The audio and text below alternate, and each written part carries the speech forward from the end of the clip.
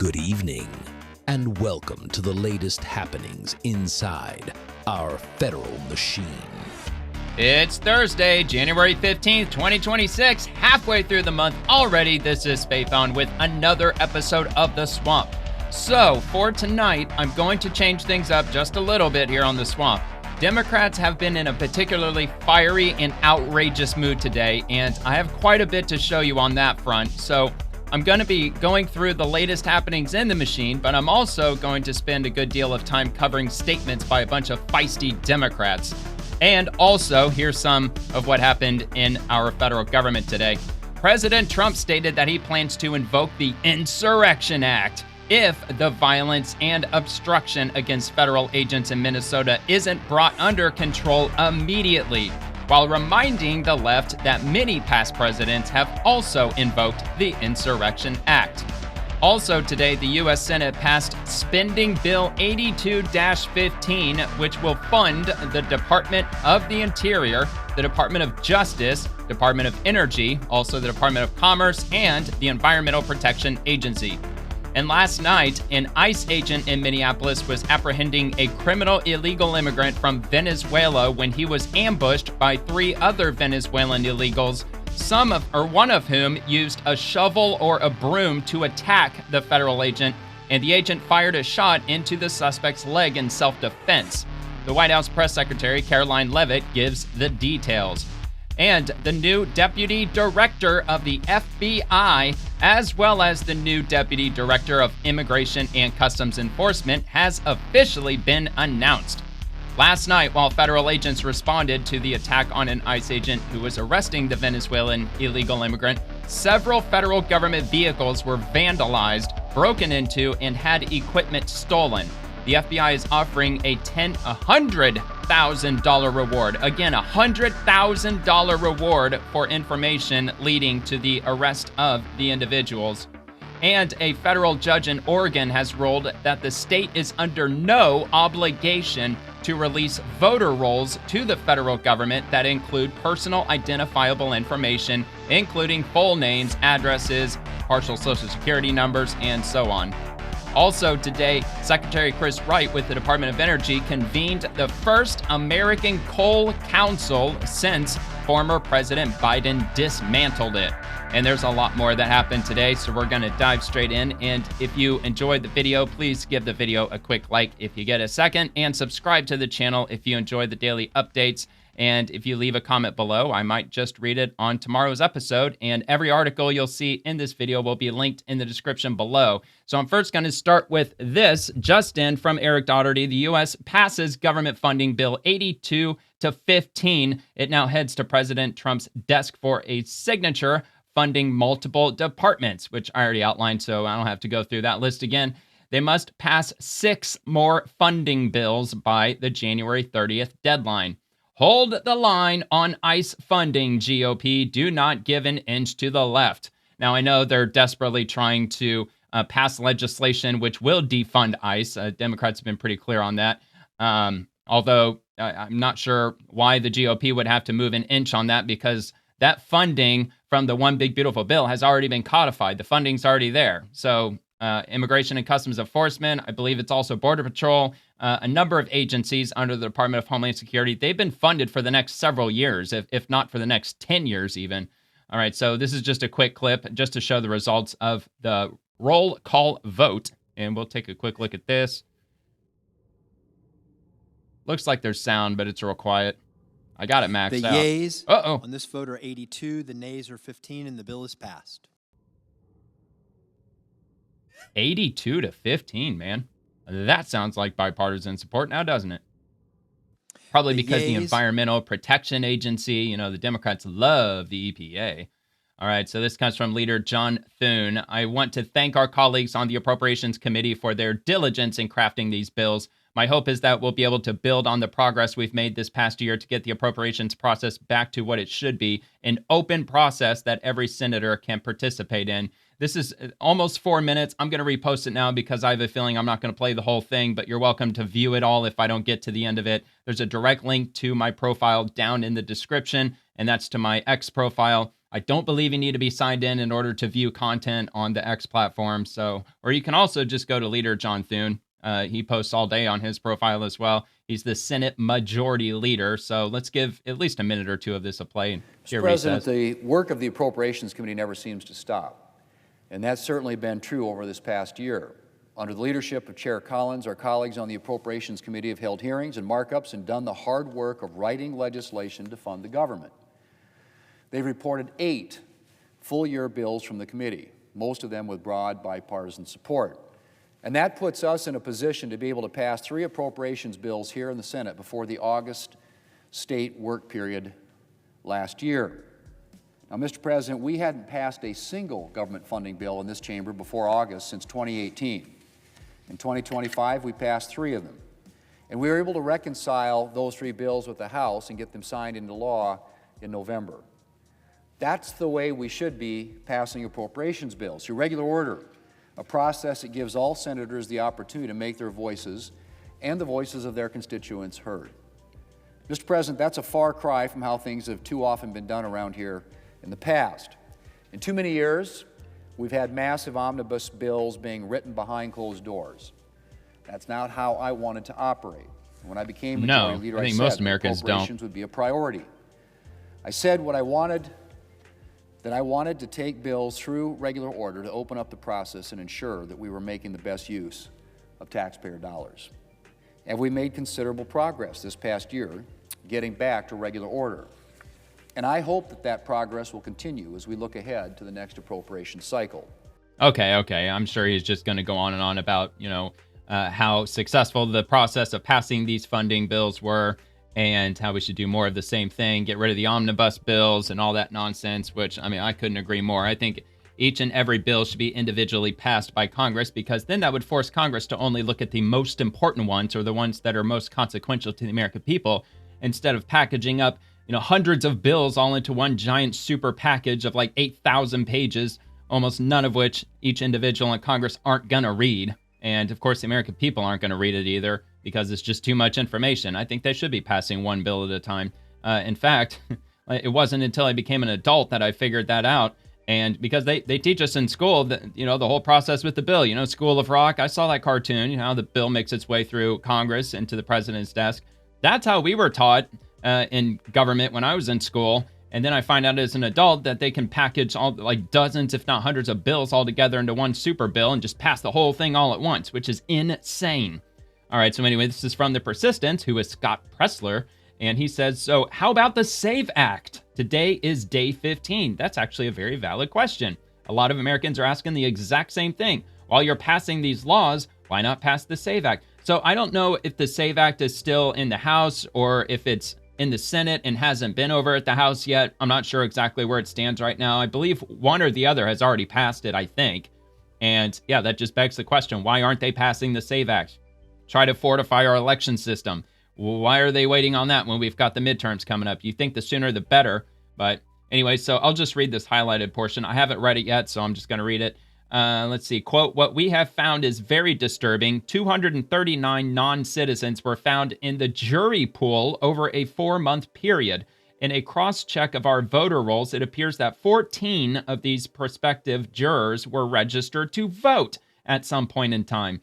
Our QVF shows instances where some of these non-citizens potentially having a voting history. One in particular appears to have voted several times, all of which could result in felony charges, said Clerk looks like Forlini, or maybe Fortini. And so the title for this news release, Macomb County Clerk alarmed about citizenship affecting jury trials and elections. So, I don't know if they just happened to just go through all of the jurors that they had selected for jury duty and just run them against the voter system, and they came up with matches as far as that goes.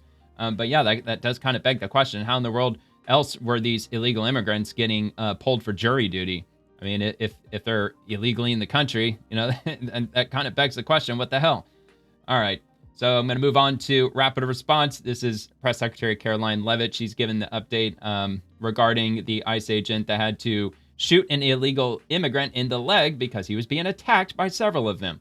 So she lays out the facts of the self-defense ICE shooting in North Minneapolis last night, and she gives a quote, so why not just hear it from her? So to your let's give it first a point, play. I think I've addressed that these Democrat governors and mayors in not just Minnesota, but in states across the country are essentially, they've referred to ICE agents who, again, are brave men and women. And I would encourage everyone in this room, and I would encourage Governor Walz and other Democrats who are demeaning law enforcement to sit down and have a cup of coffee with an ICE agent or a Border Patrol agent. These are great, patriotic men and women who have families. Dude, ironically, a lot of them happen to vote Democrat. Who put on the uniform every day and are following our nation's immigration laws at the direction of their bosses and again, at the direction of the law. They are simply trying to enforce the law. And the Democrat Party has demeaned these individuals. They've even referred to them as Nazis and as the Gestapo. Yes, they have. And that is absolutely leading to and the secret violence police. we're seeing Don't in forget the streets. that one. If you look at some of the images out of Minneapolis Don't forget last about night, thugs. look at this vehicle. They call them thugs, Look too. at what it says. It says F ICE. You have these individuals who are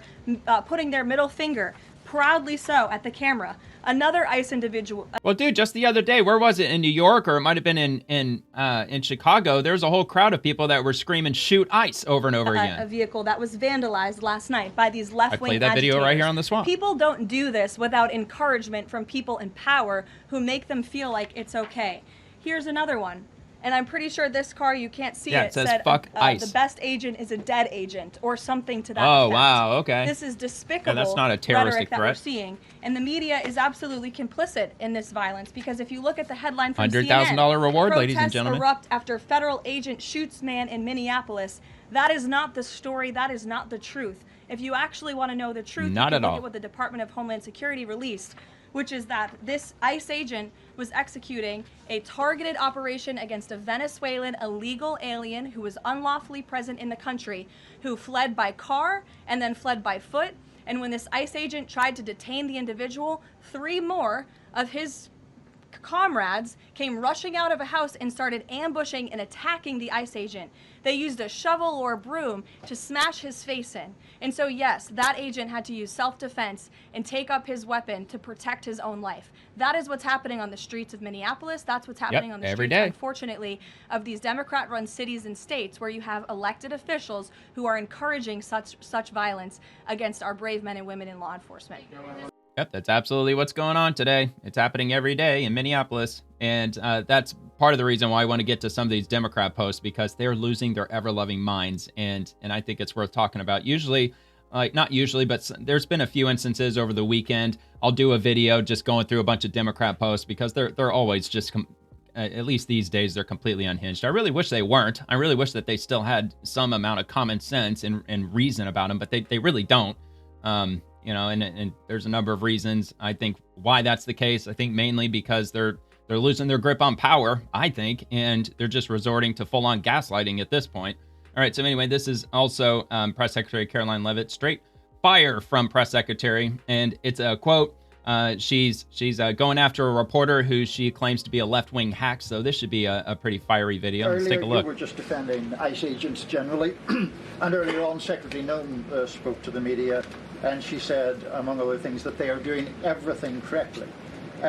32 people died in ICE custody last year. Yeah, that's extremely misleading right off the bat. I haven't even seen this video, and I already know that the majority of them, they suffered either of a heart attack or some other chronic ailment while they were in custody. I think there were a few schmooishmides, I can't say the real word because this is YouTube, control-alt deletions, self-control-alt deletions that occurred while they were in ICE custody, which also happens all the time in local jails and in the prison system, happens all the time. And just a quick side note, the Department of Homeland Security is now requiring members of Congress to give 7 days notice before they can tour an ICE facility, which I'm against. I don't agree with that. I think if they want to show up and tour it, let them tour it. I get it for safety, whatever.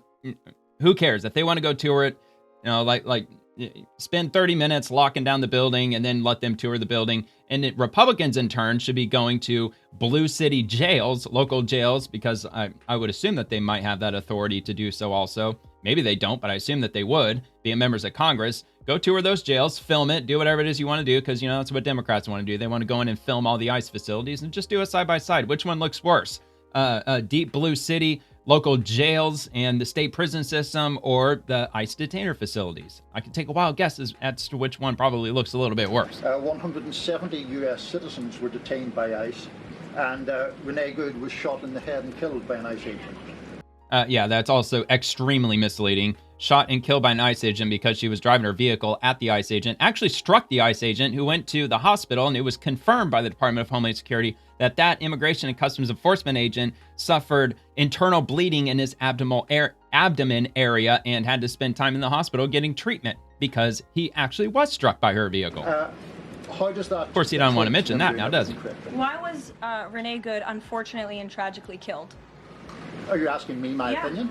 Because an ICE agent acted recklessly and killed her unjustifiably. Oh, okay. Oh my God, dude, what a fucking brain-dead, retarded Okay, asshole. so you're a biased reporter with a Yes, he left-wing is. opinion. What do you want me to do? Yeah, because you're a left-wing hack. You're not a reporter. You're posing in this room as a journalist, and Yep. it's so clear by the premise of Fucking your question. troll, probably. And you and the people in the media who have such biases but fake like you're a journalist, you shouldn't even be sitting in that seat. Oh. But you're pretending like you're a journalist, but you're a left-wing activist. Yes, and the he is. question that you just raised and your answer proves your bias. You should be reporting on the facts. You should be reporting on the cases. Do you have the numbers of how many American citizens were killed at the hands of illegal aliens who Oh my ICE God, is trying to probably remove from thousands this at country? this point. I bet you don't. I bet you didn't even read up on those stories. I bet course you never not. even read about Lake He's and not even a Riley fucking or American Jocelyn anyway. Umbre or all of the innocent Americans who were killed at the hands of illegal aliens in this country. And the brave men Probably and women of works ICE for the are doing freaking everything in their Telegraph. power to remove those heinous individuals and make our communities safer. And shame on people like you in the media who have a crooked view and have a biased view and pretend like you're a real honest journalist.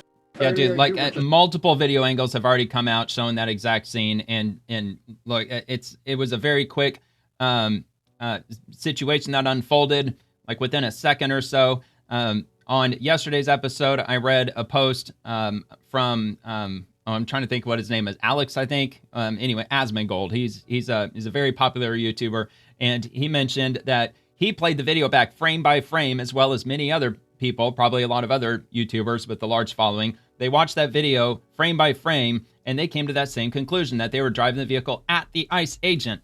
And as he was taking out his weapon in defense, and as he was pointing it at her, that's when she appeared to start turning. But he got hit regardless. He got hit by her vehicle.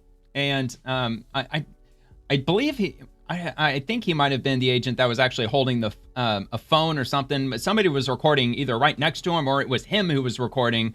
And his phone like jostled wildly at the exact second that the vehicle was making contact with them. In my opinion, it looks absolutely like he was struck by her vehicle. And plus, he went to the hospital and was diagnosed with internal bleeding. How the hell did he get internal bleeding? He was diagnosed by a doctor for internal bleeding. So, okay, so I've got the full White House press briefing that happened today. Of course, I'm not going to play the whole thing, but I do want to just get like a minute or two of her opening remarks and see where it might go from here. It's only 12 minutes in total. Room today. Thank you all for coming. Oh wait, no, correction. It starts at 12 minutes. It looks like it goes on for about 30 minutes. Trump is making America affordable again through his proven economic formula of powerful tariffs, fair trade deals, massive middle-class tax cuts, energy dominance, and aggressive deregulation. The overwhelmingly positive economic data released this week underscores the significant progress the president has already delivered.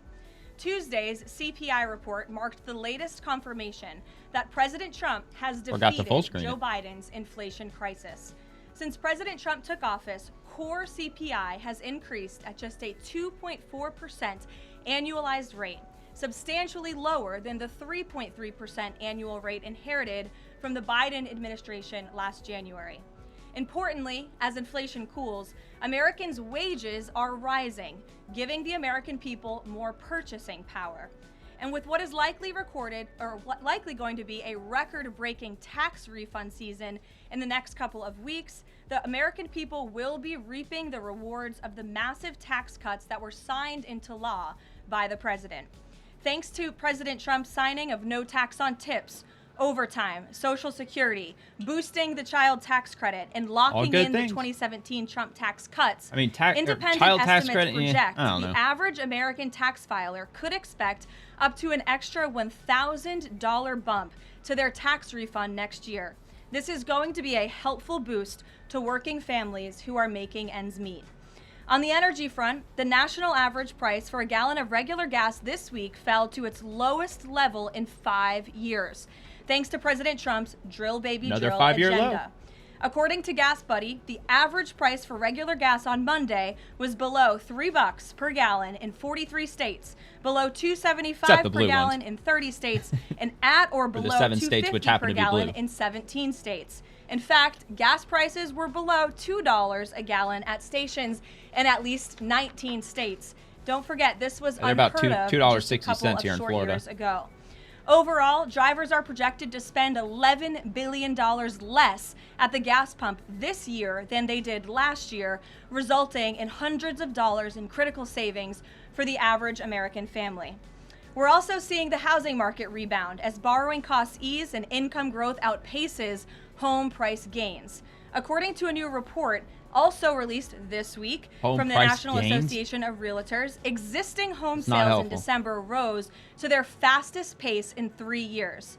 To further improve housing affordability, all about the price, President man. Ain't Trump nearly has good recently announced and directed Fannie and Freddie to purchase $200 billion worth of mortgage bonds. Look, I got opinions on that. I think that's a bad idea. I think, yes, that might soften interest rates, but that's not going to help with the underlying problem. And bottom line, it's the price.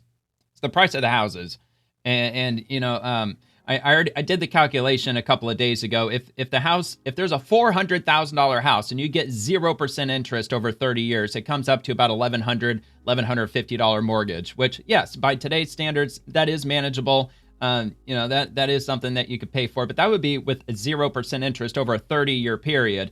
But that's not the reality we live in. Even with 2 or 3%, it's still an expensive figure, and it's all about the price, man. If they can't get the price down, look, I don't think we're ever going to see on average $200,000 homes, probably never again, which is, it's really a shame because with Gen Z, soon to be Gen Alpha, I'm not sure if Gen Alpha is aging up into adulthood just yet. Definitely millennials too. Just the vast majority just can't afford a home. Even if the interest rates were to drop to like let's say 4% on a $400,000 house, it's not something that a family generally who makes $75,000-$80,000 a year can afford, not without being freaking house poor. As a result of these actions, mortgage rates have fallen to their lowest level in years. As of last Friday, rates for the average 30-year mortgage are down more than 1 full percentage point. Because of these significant declines, monthly housing payments are now at their lowest level in 2 years, and we expect this decrease to continue.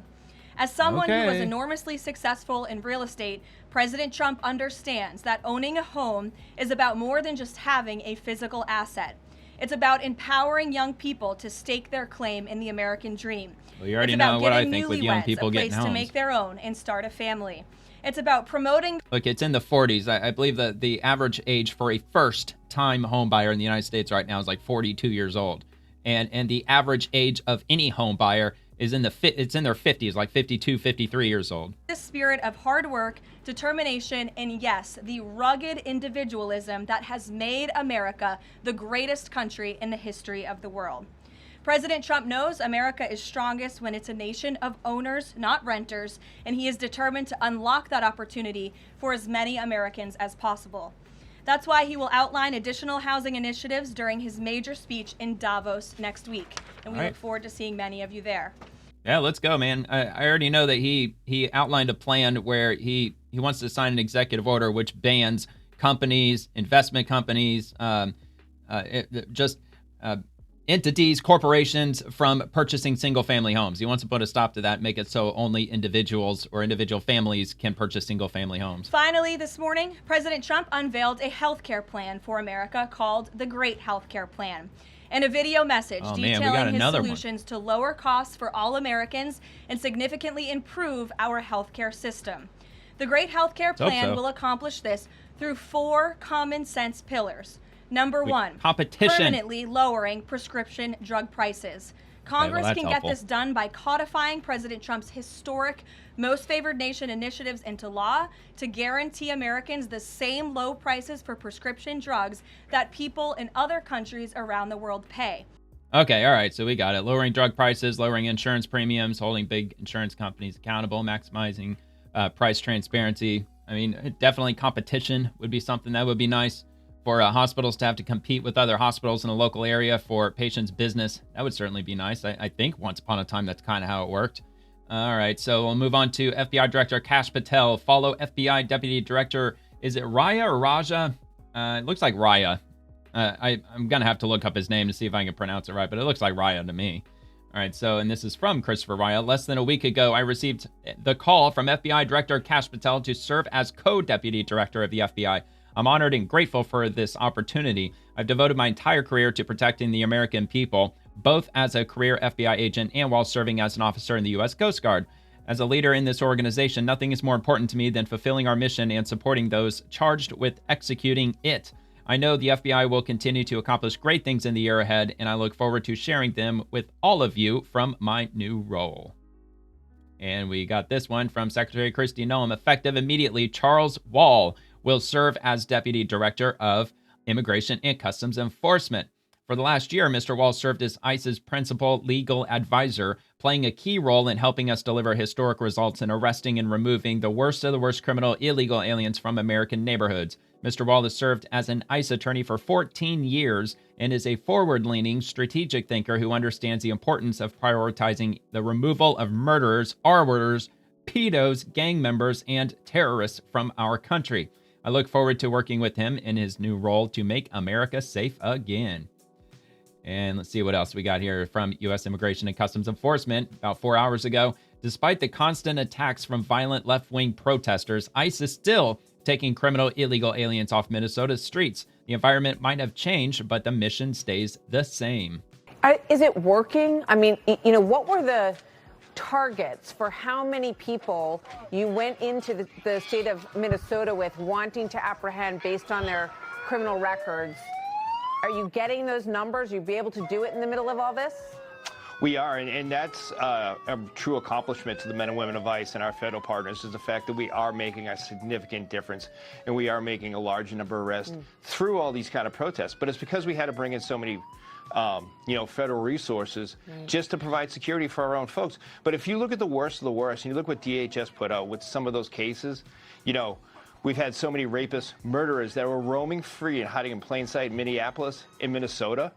We would hope that elected officials and the public would be thanking ICE for taking them out of communities, but instead we have, incidents like you're seeing on the screen right there. Yep. A lot of agitators, a lot of violent leftists, the outrage mob in full force, because of course they are, it's not like that it's in the middle of a weekday or anything. All right, Rapid Response 47, 5 hours ago. One state's leader partnered with the Trump administration to uphold the law and protect public safety. The other state's leader threw a tantrum, encouraged resistance, and smeared federal officers. So this one from Louisiana, New Orleans. Governor Jeff Landry says, we certainly welcome ICE to New Orleans. And this is from Axios, New Orleans. Landry pushes police-ICE partnerships in Louisiana. And from local Channel 6 WDSU, Louisiana governor teams up with President Donald Trump to crack down on illegal immigration. And then we've got this, probably from Minnesota, of course. Minnesota Star Tribune, Walz says Minnesota is under assault. From KARE 11, Governor Walz calls on Minnesotans to film ICE for potential future prosecution. And Fox 9 KMSP, Governor Walz compares ICE to the Gestapo. All right. And of course, it's night and day. And U.S. Immigration Customs Enforcement again. Your Minneapolis man is a criminal illegal alien from Venezuela. Fixture headline for you as well, BBC World. Federal agent shoots Minneapolis man in leg after shovel attack, officials say, which, I don't have a huge problem with the way that they frame that. They did attack him with the shovel, and they ended up getting shot as a result. But they fixed it by saying federal agent shoots Venezuelan criminal illegal alien. Okay, so I see what they were doing there. Yeah, definitely should have fixed that. Okay, so I'll stand corrected. I'm gonna take back that original statement. Minneapolis man, yeah, that ain't good enough, BBC. He's a man who lives in Minneapolis, but You're taking away a very important point there, that he's an illegal alien. In the leg after 3 criminal illegal aliens ambushed an ICE officer, officials say, because I'm sure the officials did say that. All right, and then this is from BBC News, who ICE was responding to. ICE agent shoots Minneapolis man in the leg. So if you want to read the whole article, it will be down below if you want to check it out. And this is from Tricia McLaughlin regarding the same issue. BBC's Minneapolis man, quote unquote, is a criminal illegal alien from Venezuela who, along with 2 other perpetrators, mercilessly beat a federal law enforcement officer with snow shovels and broom handles. So, yeah, according to Tricia McLaughlin, they used both shovels and broom handles. So, and she, by the way, she's the assistant secretary for the Department of Homeland Security. So, I mean, if I had to take one person's word over the others, or over another, I would take Tricia McLaughlin's word over Karoline Leavitt's word, even though, you know, she basically said the same thing. She just used the word or instead of the word and when describing the shovel and the broom. All right, so from FBI Director Kash Patel 4 hours ago, please see below for information on the FBI's reward of up to $100,000 related to last night's vandalism and theft of government property in Minneapolis. If you harm law enforcement or destroy or steal federal property, this FBI will not hesitate to pursue you, find you, and bring you to the fullest extent of justice. And they're seeking information, vandalism, destruction, and theft of government property. Let me see. Yeah, here we go. This is a much better view. Minneapolis, January 14th. There's some of the images of the vehicles that were damaged or vandalized. So it says the FBI is offering a reward of up to $100,000 for information leading to the recovery of stolen government property and or the arrest of individuals responsible for the destruction and theft of government property in Minneapolis. I'm sure some of the equipment they took could probably be tracked by GPS, which would be hilarious. On January 14th, 2026, at approximately 7 p.m., FBI personnel responded to an assault on federal officer investigation in North Minneapolis, Minnesota. Several government vehicles were subsequently vandalized and broken into, and government property was stolen from inside the vehicles. The FBI seeks information that will lead to the recovery of the stolen government property and or the arrest of the individuals responsible for the destruction and theft of government property. If you have information concerning this case, contact the FBI at 1-800-CALL-FBI. And that's that. Hopefully they'll get to the bottom of that. Then they'll end up arresting more people, throwing them in prison. The taxpayers are going to have to pay for that too. All right, Nick Sordor breaking. FBI Director Kash Patel just announced they've captured the rioter who broke windows and attempted to breach the federal courthouse in Minneapolis last week. So this is an unrelated situation. Giorgio James Jones is now being held in federal custody. More of this, definitely. So we've got this video clip.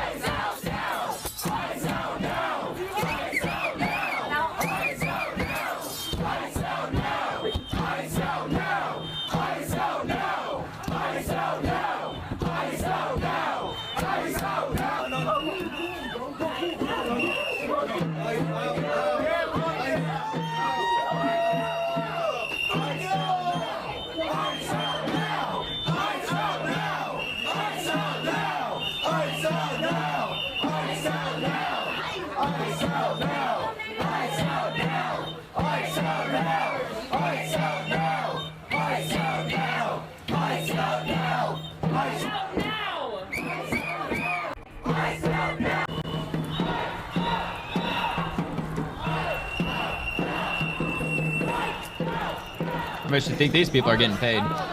Probably not all of them, but certainly the leaders are. Well, of course they're getting paid. They're getting SNAP benefits. They're getting free rent courtesy of the taxpayers. Probably Social Security disability for, you know, horrific financial PTSD and trauma from who knows what. Anyway, you know how it goes. All right. So, yeah, so he was arrested for breaking that window. And this is from the director of the FBI. And the FBI and partners have arrested Giorgio James Jones out of Minneapolis, the individual who allegedly destroyed federal property and smashed windows attempting to breach the Minneapolis courthouse in recent days. As we've said repeatedly, if you attack law enforcement, impede their operations, or engage in violent, destructive behavior, this FBI will find you and bring you to justice. And there you have it. He's going to jail. And for how long? I don't know. I'm assuming he's going to go before a federal judge. And I don't know, man. It might end up having to depend on who the judge is. Hopefully they stick to the letter of the law and they give him some time. And if he's a repeat offender or if he's got a criminal history, he's probably going away for a while. All right, this is from Colin Rugg. New leftist anti-ICE demonstrator blinded after getting hit by a less lethal round at a protest in Santa Ana, California. 21-year-old Caden Rumler says a piece of plastic the size of a nickel was pulled out of his eye. Rumler is a member of the Dare to Struggle group and was protesting with his comrades when the incident unfolded. In a statement to the Times, DHS Assistant Secretary Tricia McLaughlin said a mob of 60 rioters threw rocks, bottles, and fireworks at law enforcement officers outside of the federal building. So dude's probably just an Antifa thug. I'm sure that's what he is. And it wouldn't surprise me if Antifa, they're just attempting to change the names of the groups that they're in. You know, we're not Antifa. We're Dare to Struggle. We have nothing to do with Antifa. All right, so this is a video clip. So we'll take a look at this. Oops. There we go. About your injuries now and the prognosis. Will you be blind in that eye for life? There it is, right there. I believe that's what it was. Could be mistaken, but it looks like because he immediately grabbed his face when they were what appears to be attacking law enforcement. Now and the prognosis. Will you be blind in that eye for life? I mean, why the fuck were you running up on them anyway, you dumbass? From what I've heard the doctors say and everyone else, yes, I will be blind for life. They said my globe was ruptured. I had my lower lid was cut up, and they had to take skin from my temple to fix it. There's a lot to it. I don't remember all the things that they said. I have fractures in my skull that they can't fix, and I can't sneeze or cough because it's dangerous too. I remember also when I shot, there was pepper in it, and I had pepper down my throat. It made it hard to breathe for a long time. They pulled a piece of plastic the size of a nickel out of my eye. Oh yeah, that dude's so peacefully protesting. They said I had shards of metal, glass, and plastic all throughout my eye and behind my eye and in my skull. And they also said that I had a piece of shrapnel. Man, officer, he could have broke his tailbone just then. My carotid artery. I mean, he could have. It was a miracle I survived, because if it got any closer, if it hit that, I would have died that night. Totally blind right now? You see nothing out of the eye? Nothing out of his eye. Yeah, it's black. Yeah, well, that's what some people like to call FAFO, and that's what happens when you agitate officers and you obstruct and you engage in criminal behavior. That's why you don't run up on the police, you dummy. Maybe a few years from now, maybe he might find somewhere in his brain to see any regret in what he did. Who knows? All right, CJ Pearson. Tim Waltz welcomed Minnesota high school students for a quote-unquote walkout in protest of ICE at the state capitol building. It quickly devolved into them fighting each other because, of course.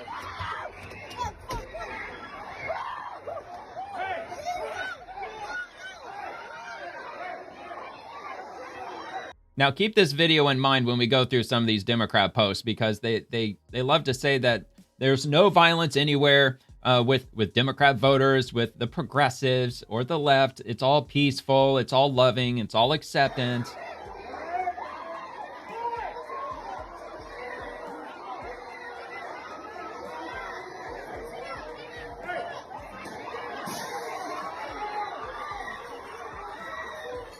Somebody's smashing glass.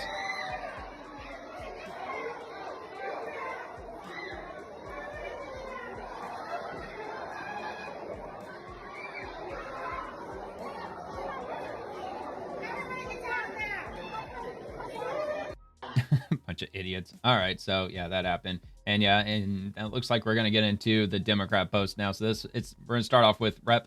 Jerry Nadler, straight out of the dictator playbook. Trump is threatening to deploy the U.S. military against the American people. Trump and Noam's ICE are terrorizing our communities and fanning the flames of chaos. ICE must leave Minnesota now.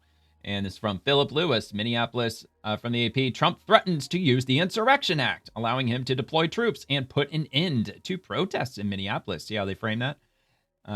Violent rioting, more like it. So President Trump says if the corrupt politicians of Minnesota don't obey the law and stop the professional agitators and insurrectionists from attacking the patriots of ICE, who are only trying to do their job, I will institute the Insurrection Act, which many presidents have done before me, and quickly put an end to the travesty that is taking place in that once great state. Thank you for your attention to this matter, President DJT. So let's find out exactly what the Insurrection Act is. So explain the Insurrection Act. So the Insurrection Act, often called the Insurrection Act of 1807, is a U.S. federal law that gives the president broad authority to deploy active duty U.S. military forces or federalized National Guard units inside the United States. It serves as the main exception to the Posse Comitatus Act of 1878, which normally prohibits using federal troops for domestic law enforcement. Key triggers, main provisions in current law, 10 U.S.C. sections 251 to 255, at the request of a state's governor or legislature, if it can't convene to suppress an insurrection against that state, unilaterally by the president when unlawful obstructions or a rebellion or violence makes it impractical to enforce federal laws through normal means. That, I believe, is textbook reason for President Trump to invoke the Insurrection Act in Minnesota. To suppress domestic violence, conspiracies, or combinations that obstruct federal or state laws, deprive people of constitutional rights, or block justice, e.g. when a state is unable or unwilling to protect those rights. The president must usually issue a proclamation ordering those involved to disperse before deploying forces. The terms like insurrection, rebellion, or domestic violence are vaguely defined, giving the president significant discretion. Historical context, okay, there's not much here. So it's signed by Thomas Jefferson in 1807, building on earlier 1790s militia laws. It has been amended several times, notably post-Civil War and Reconstruction. It has been used 30 times historically during the Civil War, Reconstruction, the Civil Rights era, desegregation with Eisenhower and Kennedy, the 1960s urban unrest with Johnson, and most recently the 1992 Los Angeles riots with George H.W. Bush. It does not authorize martial law, military replacing civilian government. Of course, Democrats, they would lead you to believe it's exactly that. Though critics argue its broad language risks abuse without strong checks from Congress or courts. Well, they haven't amended it to state that, so, it's at the discretion of the president if he wants to invoke it, which I think the legal scholars, the legal system, I'm sure that they would agree with President Trump that he is fully within his rights to enact or to invoke the Insurrection Act against at least Minneapolis, if not the whole state. I mean, I don't know if these leftist riots are happening all over the state. I'm sure they're happening in St. Paul. In fact, I know they're happening in St. Paul. All right, so this is from Congresswoman Mary Gay Scanlon. The president is throwing gasoline on the fire that his ICE agents ignited. Invoking the Insurrection Act and putting troops in Minneapolis would be a dangerous and unwarranted escalation. This administration is creating chaos and trying to intimidate Americans who exercise their First Amendment rights to object to that chaos. I mean, just like old dude who got shot in the eye. It doesn't look like that they were just peacefully standing by and protesting and allowing federal agents to do the normal duties that they do, just conducting the jobs that they were there to do. No, it actually looks like that they're being violent. All right, so the Associated Press, Trump threatens to use the Insurrection Act, allowing him to deploy troops and end protests in Minneapolis, the way they frame it. Oh my God, President Trump's going to end our First Amendment rights. We're not going to be able to protest ever again. So that's from the AP News. I won't get into the weeds on this, but I'll read a paragraph or two of it to start it off, and I'll link it if you want to check this out below in the description. Venezuelan opposition leader Maria Corina Machado. Wait a minute. That's not... Oh, no, hold on. Venezuela's Machado says she presented Trump with the Nobel Peace Prize. No, see, come on. That's not related. Okay, whatever. Oh, wait, is this it? No. Okay. Anyway, I'll have that linked. It's buried in there somewhere. It looks like they're updating that same page as time goes on. All right, so let's go to the next one. Governor Tim Walz from 10 hours ago. I'm making a direct appeal to the president. Let's turn the temperature down. Dude, the only person who needs to turn it down is your dumbass. Stop this campaign of retribution. This is not who we are. And an appeal to Minnesotans. I know this is scary. We must speak out loudly, urgently, but also peacefully. We cannot fan the flames of chaos. That's what he wants. No, it's exactly what Democrats want. They want the chaos so they could try to spin the narrative to make it look like that it's the agents. It's the evil, big, bad, right-winger Republicans who are doing all this bad stuff to us. So this comes from Rep. Jimmy Gomez. I think I might have more than one from him, but this might be the only one I got. Alert! My office has received reports of heavy ICE presence near 12th and Maple in DTLA, downtown Los Angeles. In the Fashion District, agents are actively walking the area. If you have info, report to LA Rapid Response Network, and he gives a phone number. So report what exactly? And who exactly are you forwarding this info to? I mean, I think it's a fair question from yours truly. And let's go to the next one. Rep. Morgan McGarvey. ICE is terrorizing our communities. Somehow, Republicans in Congress continue to ignore it. Looking away will not absolve them. They funded this campaign of terror. He's got a video. I speak out of This ought to be grave fun. concern for my neighbors in Louisville, Concern for my neighbors. Minneapolis, and across this Minneapolis. country. And for my colleagues here in Washington who somehow continue to excuse, dismiss, and ignore the atrocities that ICE commits each day. Atrocities. Arresting illegal immigrants are acts of atrocities. Hold on. Let's define what atrocity means. All right, so according to Google, atrocity, an extremely wicked or cruel act, typically one involving physical violence or injury, a highly unpleasant or distasteful object. So yeah, atrocity.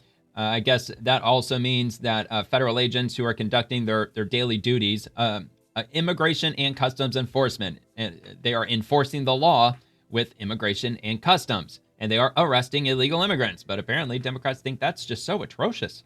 Do not look away.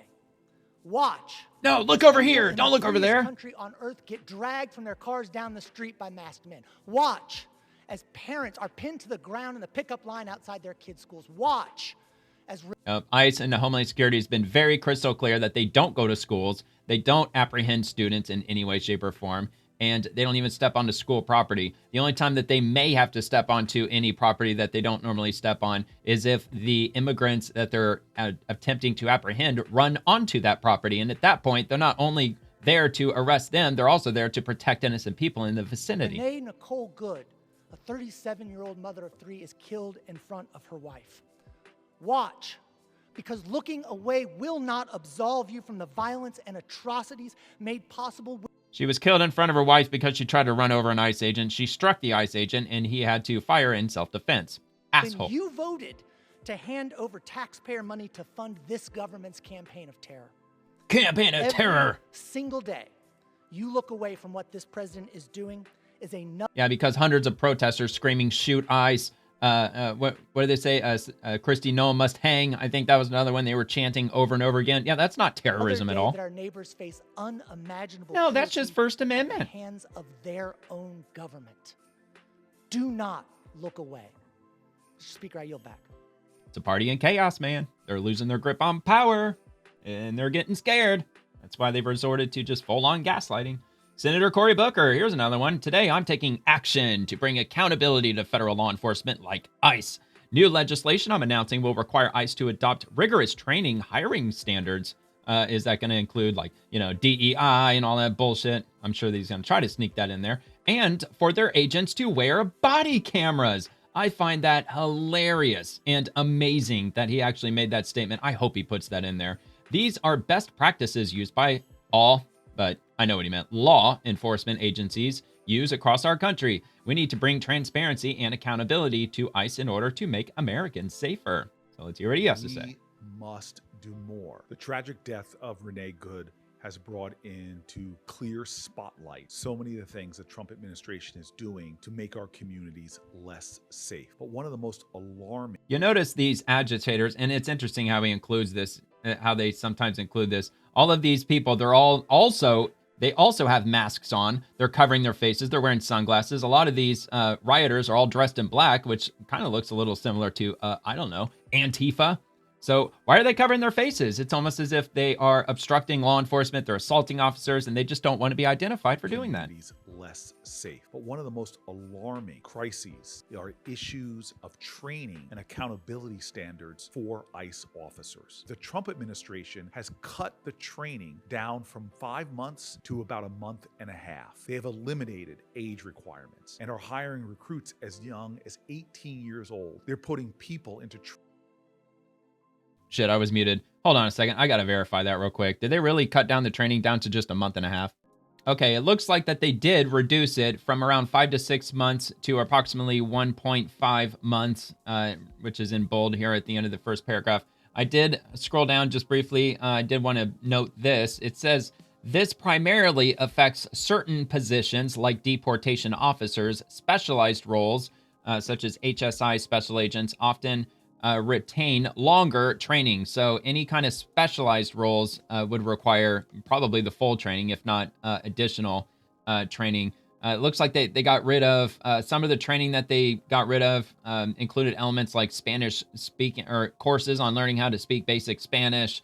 And anyway, but that's the gist of it. I don't want to read through all of it. I mean, you're welcome to pause and read it for yourself. You know, I'm not trying to hide anything. I'm just wanting to get through to all these other Democrat posts because there's a lot to get through. So anyway, yeah, if you want to pause it, check that out. But yeah, the short answer is yes, they have reduced the training because of the hiring surge. Training before their background checks are even complete. And so when you see people cut corners, people die. I'm continuing to lead new legislation that will bring further high professional standards and accountability to ICE officials. We must also set minimum training standards. We must ban the hiring of anyone affiliated with hate groups. We must hold I'm sure they already do that, idiot. We must require every federal officer to wear a body-worn camera during public-facing events. Hey man, I agree with that. And require that footage. They can wear body cameras. So that the sure, why truth not? Can't be hidden or destroyed. What Donald Trump is I'm sure they would absolutely welcome the that. Strength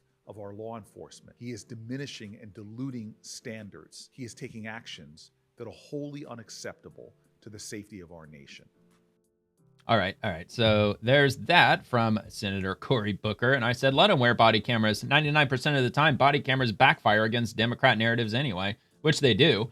I mean, if you remember, what was it? Michael Brown, I think that was the first push for body cameras to be worn by law enforcement across the country. And once it started becoming widely adopted that law enforcement agencies start wearing body cameras, you know, there would be an incident where somebody would get shot and killed by law enforcement, and it would happen over and over again. And then, of course, the left would immediately dogpile on the situation, blame the cops and how they were racially profiling, and it was a racial killing by the law enforcement. And then a body camera comes out and it actually proves to be the exact opposite, that they were shot at by the perpetrator or they were attacked by the subject or what have you. I mean, there's many instances of that happening. I'm sure it far outweighs the unjust killing of somebody by the police. I'm not saying it doesn't ever happen. I'm sure it happens, but it just appears, at least in the high-profile instances, you know, Democrats have proven wrong time and time again with body cameras. All right, so Congressman Maxwell Alejandro, Central Florida. We've received multiple reports of heavy ICE activity in our community. Make sure to know your rights, stay safe, and reach out to my office if you need assistance. Assistance with what? Anyway, let's hear what he says. We've received multiple reports of heavy ICE activity in different parts of Central Florida. Oh, yeah, of course, you got to put it in Spanish. Central Florida. Which, by the way, okay, yeah, there were a lot of people that saw this video. Surrounding areas. We've 97,000. Reports of heavy ICE activity at certain hotels in the area as well. I'm making this video to confirm both of those things, that ICE is in the community and that they have made pretty large hotel reservations in surrounding hotels as well. I want to tell you three things. So what are you suggesting? That they flee the state? Know your rights and ensure that your friends and family know their rights as well. We'll put a graphic at the end of this video. Yeah, you have the right to remain silent, and you're going home. Number two, I am a member of the Oversight Committee of the United States government. And a few months ago, you know who I am? Where people can report abuses and ICE activity. We'll put that link up as well. Please be vigilant and report anything that you see. Wait. We'll put that Hold on. Report ICE activity. A few months ago, we launched a portal where people can report abuses and ICE activity. Report abuses and ICE activity. He didn't say like report abuses with ICE activity. So in general, like if you see ICE somewhere, you know, report it. You don't have to blow your R-word whistles necessarily. You could call this phone number and then we'll just put it out. But who is he going to inform this to? If somebody, if I called his number and said, yeah, there's ICE agents on 4th Avenue North and 32nd Street, what's he going to do with the information? Are there Facebook groups, certain platforms that they quietly and secretly leak all that out to what? All of the leftist activist organizers? Probably. We'll put that link up as well. Please be vigilant and report anything that you see. And number three. Sounds like obstruction to me. Everything, but my office will be working with local partners to investigate further on what's going on and also how it impacts. I mean, how is that not obstruction? Please stay safe and remember. You know, you're actively attempting to keep illegal immigrants a step ahead of law enforcement. Let's love each other and protect each other. God bless you. So yeah, I mean, just because you're a member of Congress doesn't shield you from the law, dude. Even though I still believe, even under the Trump administration, we're still in a two-tier justice system. I mean, come on, who are we kidding?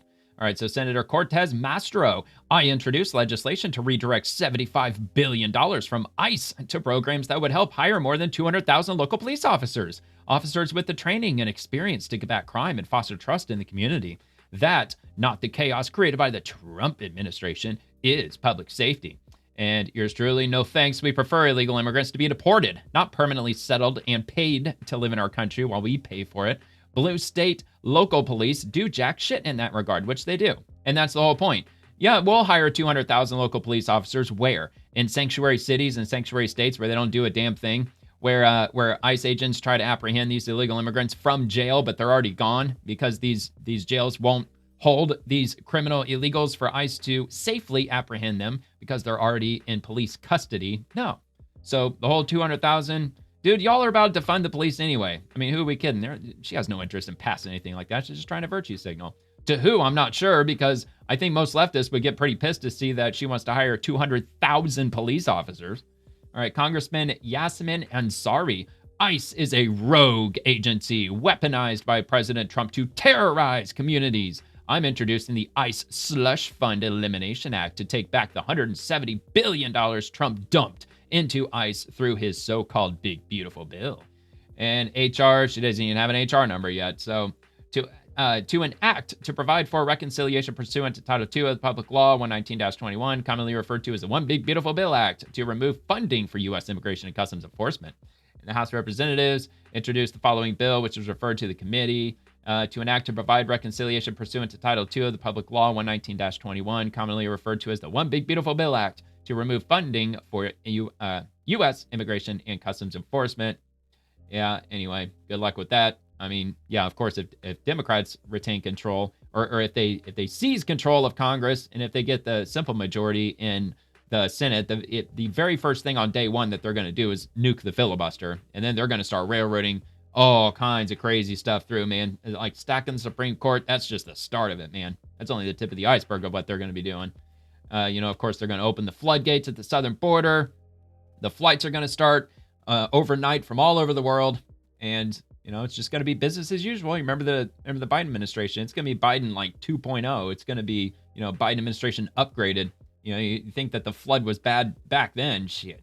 All right, Rep. John Larson from about 9 hours ago, fresh off his unauthorized military operation in Venezuela, President Trump has set his sights on Greenland. Congress must stand strong. Our No Funds for NATO Invasion Act will safeguard us from Trump's maniacal mission to blow up our global alliances. All right. Anyway, see, that's kind of hilarious. Which, by the way, 43 out of 45 presidents have used the military without congressional approval, by the way. I'd say the precedent has more than been set. All right, so he's got this from the Daily Beast. I'm not sure if I'm going to read through much of it because, again, I got a lot to get through, but I link everything I open, so it's all below if you want to check it out.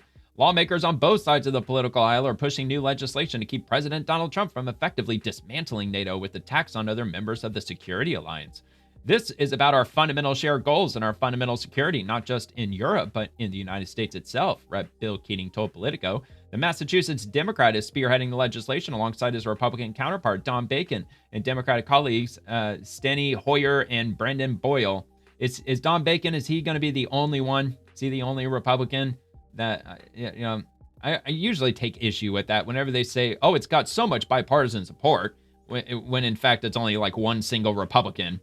All right, this isn't just about Greenland, Keating added in a letter to other lawmakers. This is about our security. After launch targeted strikes on Christmas Day against Islamist insurgents in U.S. ally Nigeria, Trump kicked off the new year by invading Venezuela to capture the country's despotic ruler, Nicolas Maduro, who now faces narco-terrorism charges in New York federal court. I might as well end it there. I mean, they framed that like ridiculously just off center. Because we didn't invade Venezuela. We flew in, boots didn't go on the ground. I think literally the only place that they set foot was on Nicolas Maduro's private residence or his palace or his property, whatever you want to call it. And they served an arrest warrant and they arrested him and they took him back to the United States so he could face prosecution. There was no invasion. All right. And from Senator Chris Van Hollen, just a reminder for those of you who thought Republicans might have grown a spine, yesterday after posturing and hand-wringing, they had the chance to put an end to Trump's illegal military operations, plural, military operations in Venezuela. They voted no. Their cowardice only further emboldens Trump. Well, first off, if he's talking about the fleet of naval ships that we have just off the coast of Venezuela, it's not in Venezuela, it's in international waters. Just like all of these narco-terrorism vessels that were trying to traverse throughout the Caribbean and the Pacific Ocean, they were in international waters when they were blown up. And I'm sure, I wasn't there, not sure if they've got megaphones that are shouting at these narco-terrorists to stop their vessel or else they're going to be fired upon. I'm assuming that's what they do. I can't say that for any certainty because I'm not there, but I'm sure that they're giving orders to stop, and they don't, so they get blown out of the water. And there you have it. All right, from MS Now, Republicans reverse course on war powers vote and give Trump unchecked authority in Venezuela. 2 Republicans flipped their votes after intense pressure from Trump. Oh, he's such a bad bully. He bullied the Republicans into allowing him to continue his military operations in Venezuela. All right, Senator Jackie Rosen. More than 1 million Americans dropped their health insurance coverage when it became unaffordable because Washington Republicans refused to stop a massive premium increase. And even more could become uninsured over the next few months. Republicans have nothing to do with that premium increase. 100% Democrats. They were the ones who passed Obamacare without a single Republican. The same with the subsidies. No Republican support, 100% Democrats. They own every single bit of this, but this is what Democrats do. They try to gaslight you into believing what's not true. We need to find a bipartisan solution to bring premiums back down, reopen the enrollment period, and make sure every American can afford to see a doctor. Initial Obamacare enrollment drops by 1.4 million. See, look at that, man. Look, she couldn't black this out because it was a headline in the New York Times, and frankly, I'm surprised they used the word Obamacare. Probably because they're trying to keep the headline short instead of throwing in Affordable Care Act, would just maybe make it look too busy, but it's exactly what it is. It's Obamacare. Anyway, that number could increase significantly as more consumers are faced with higher bills brought on by expiring premium subsidies. Well, look, if Obamacare truly worked, there'd be no need for subsidies. And when they enacted those subsidies back in, 2022, they did it because of COVID. Well, we don't really need the subsidies, but so many Americans are struggling right now because of COVID, the fallout from COVID. So we're going to give some subsidies for 3 years, which Democrats set that clock. They set the 3-year expiration, not Republicans. So this is all Democrats. Of course, they're going to blame Republicans because, accountability doesn't exist over on the left. All right, Pramila Jayapal. Trump just announced he may veto the ACA tax credits if the Senate passes them. Democratic leadership fought tooth and nail to pass this vote on the House floor, and Trump's response, as we're awaiting a decision in the Senate, is a ridiculous hurdle between Americans and lower health care costs. Trump says he may veto extension of health care subsidies. I'm sure he will. In fact, I hope he does, because I don't want to keep paying for a failed system. Trump's remark to reporters on Air Force One comes after 9 swing district House Republicans joined Democrats Wednesday in advancing legislation to revive expired Affordable Care Act subsidies for 3 years. All right. Duh, of course he will veto it. Obamacare is a disaster, and dumping subsidies on top of it is blatantly retarded. All right, next one. Rep. Ted Lieu. Why should we take Donald Trump seriously? Like, he totally lies all the time. His policies are jacking up prices on everything from cars to food. He's more focused on being president of Venezuela than the president of the United States. You're literally lying about every word. Americans aren't idiots. Americans purchased cars during the Biden administration when vehicles skyrocketed to $50,000 on average, and also food that skyrocketed 30% on average from 2021 to 2024. I think we've all seen that chart that Democrats put out at first, but they didn't show in that chart where all these prices skyrocketed. It just took some everyday, just some layman to look at the chart and like, oh, wait a minute, like in the middle of where all of this is spiking, it's like right smack in the middle of the Biden administration. And I mean, that's already circulated all over the place. And ironically, it was the Democrats who put out that chart. And then they immediately deleted it once they actually realized, oh, shit, that was during the Biden administration. Yep. So here we go. Donald Trump lies all the time. He just recently said he doesn't remember saying he was going to give $2,000 stimulus checks to all Americans, which he did say, by the way. Now he's backtracking on that.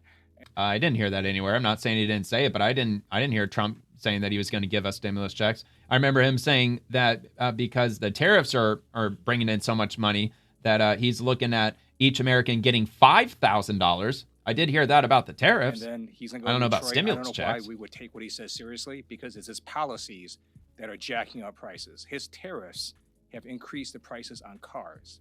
His tariffs. No, it hasn't, dude. Cars have been they've been sitting around $50,000 for like the last 2 or 3 years. Remember the supply chain shortage? Remember the chip shortage? Both of which occurred under the Biden administration, and they didn't help things at all. In fact, Trump's policies will arguably bring down the cost of motor vehicles because he's with these tariffs. It's I don't know if forcing is the right way to put it, but a lot of these car companies, they're coming back into the United States, so they're going to start building vehicles right here. Because if they build vehicles inside the United States, then they'd be exempt from tariffs, which would allow vehicles to be cheaper. Have increased the prices on food.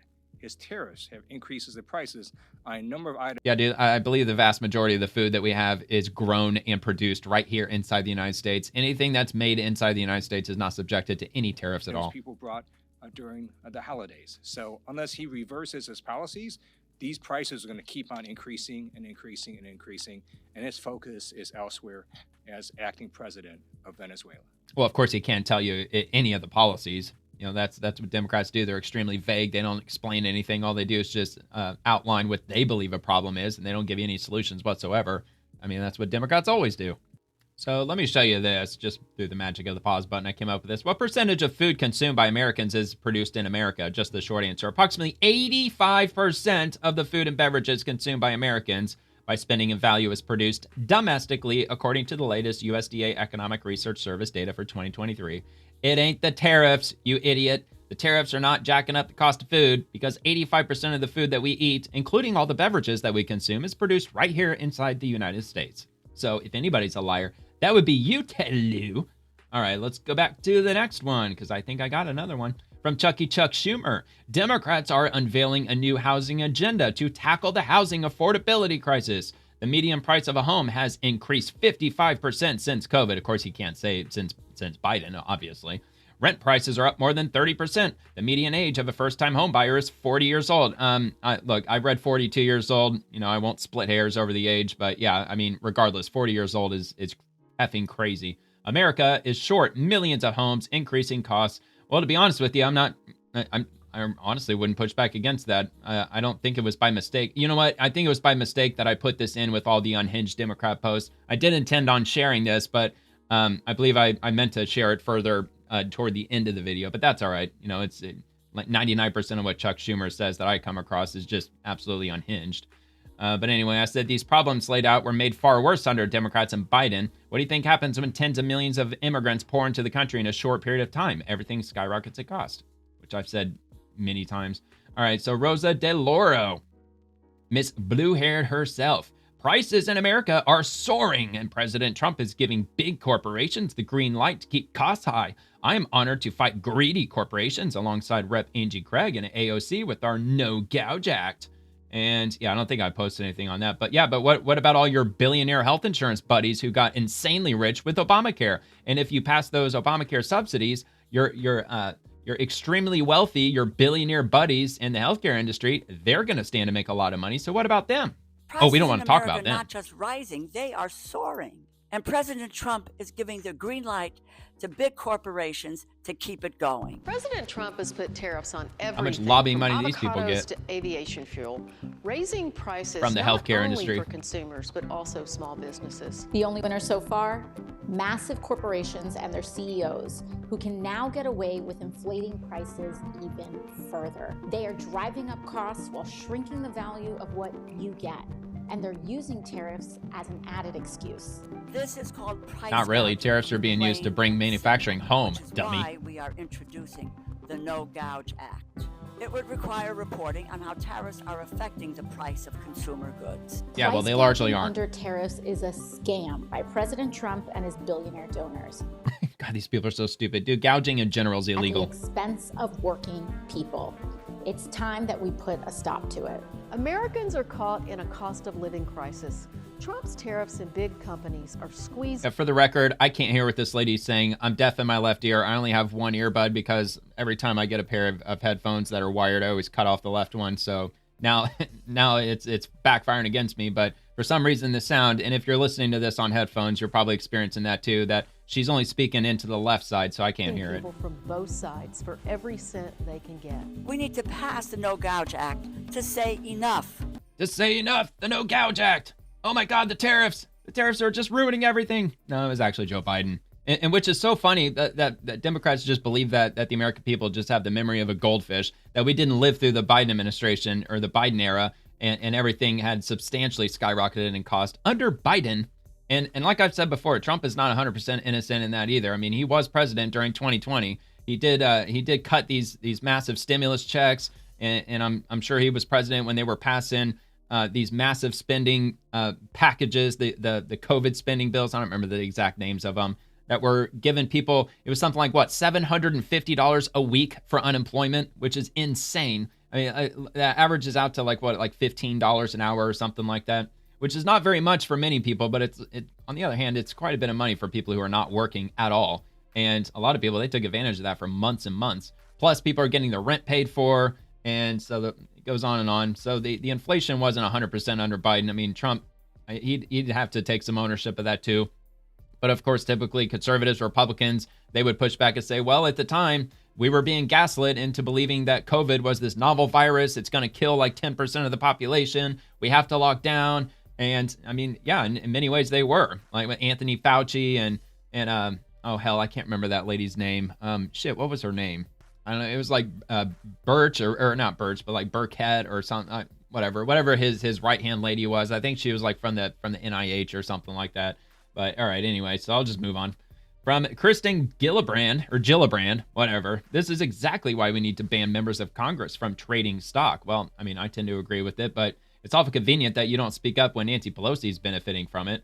Aaron Rupar says, News Nation, there are reports your husband bought stock in Elon Musk's AI company, which is not publicly traded. XAI, just days before a report surfaced that the Pentagon was expanding XAI's role in military systems. Can you assure us this purchase wasn't based on inside info? Rep. Lisa McClain, 100%, because if it was, we wouldn't have bought 100,000 shares. We would have bought a heck of a lot more. Oh, wow, man, that's not a very good answer. But anyway, so she's talking about banning members of Congress from trading stock. Well, I mean, she reposted herself. I assume that she read this. Lisa McClain, she didn't purchase it. Her husband purchased it. It's the same thing with Nancy Pelosi. That's what she said. That's what my husband does. My husband does all the financial stuff. I'm just some lowly Speaker of the House, and I don't know anything about that stock market funny business. So anyway, let's give this a watch. From News Nation. Asking you a personal/political question, because there are reports that you were speaking about Elon Musk earlier, that your husband bought stock in Elon Musk's AI company, which is not publicly traded. Sure, a lot of members of Congress in the did. Private market, just days before a report had surfaced that. Matter of fact, I didn't even know that XAI had its own stock. If it did, I honestly, I probably would have bought it if it's available. I don't know, Robinhood or whatever. The Pentagon was expanding XAI's role in military systems. On our tablet, you guys can flash this up, the periodic transaction report from the Congresswoman. My question for you is, can you assure us, we've covered this issue of, conflicts of interest and what have you.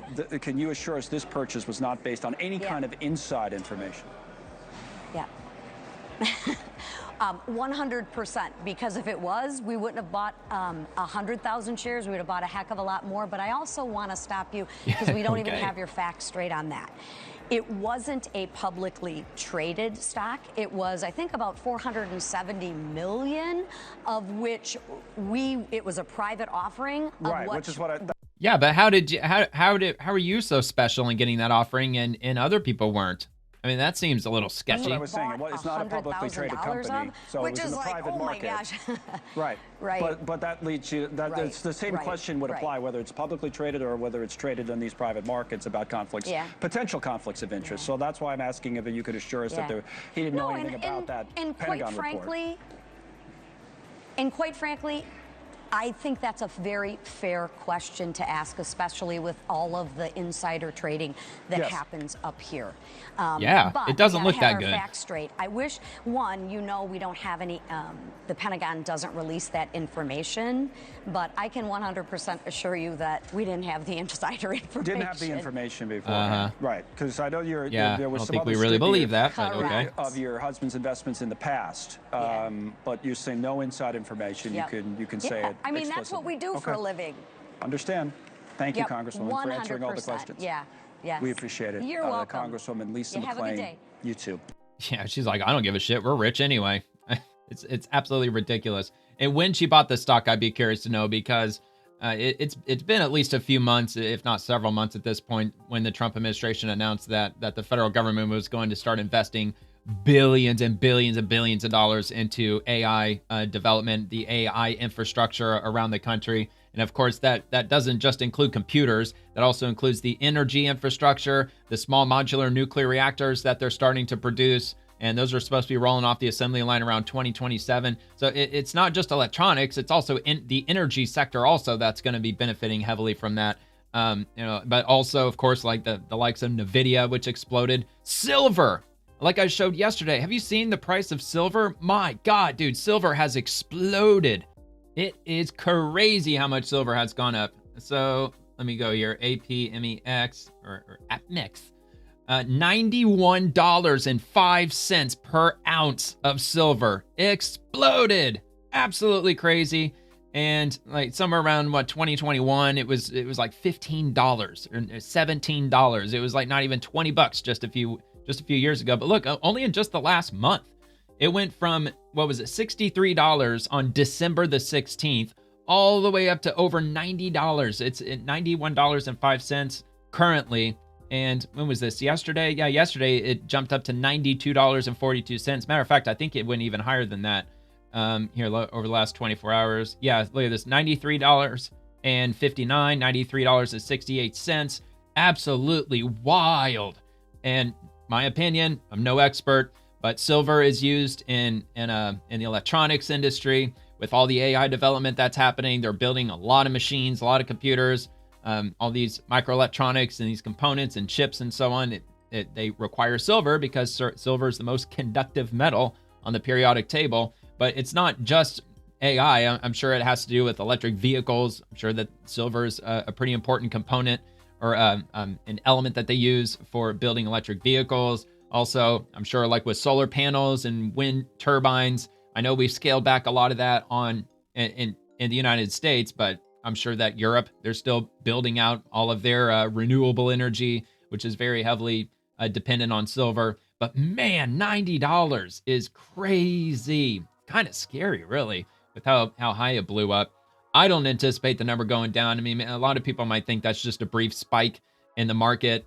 I guess it just depends on, is it like, obviously they're not mining enough of it right now. I know that they mine like hundreds of millions of ounces per year, but the rate at which they're mining it right now, I don't know if there's a shortage as far as that goes. There must be for it to have gone up so much, but I think it increased something like 30% since the first of just in the last 2 weeks. It's gone up 30% in value, which just absolutely boggled my mind. So yeah, man, it's all about the AI, man. Anything that has to do with AI.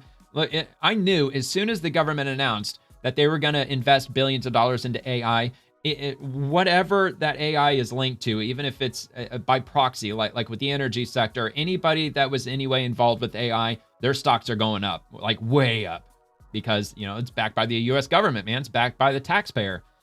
All right, so anyway, let's move on to Maxine Waters. She found the boxed wine. Somebody opened the boxed wine a little early today because she goes on this unhinged rant. A message to President Trump. Trump, no matter who you think you are. Yes, unfortunately, you are the president of the United States of America. Damn straight he is. But you are abusing the privileges and power of that great office. You are redefining who we are in America, our values, our Constitution, and what we stand for. You were not elected to invade other countries, to take revenge on others who were carrying out their duties and responsibilities that you disagree with. You were not elected to use deportation to abuse and kill American citizens or anyone else. Like, dude, American citizens, they're not getting deported. You're unhinged. Now you are threatening to invoke the Insurrection Act in Minnesota, and you are attempting to foment a civil war to prove you are more powerful than the people you're supposed to represent. You'd better back up. The people of this country will not stand for you and your dictatorship's goals to undermine our democracy. Stop your bullshit now! Oh my God, she's unhinged. She's pissed off.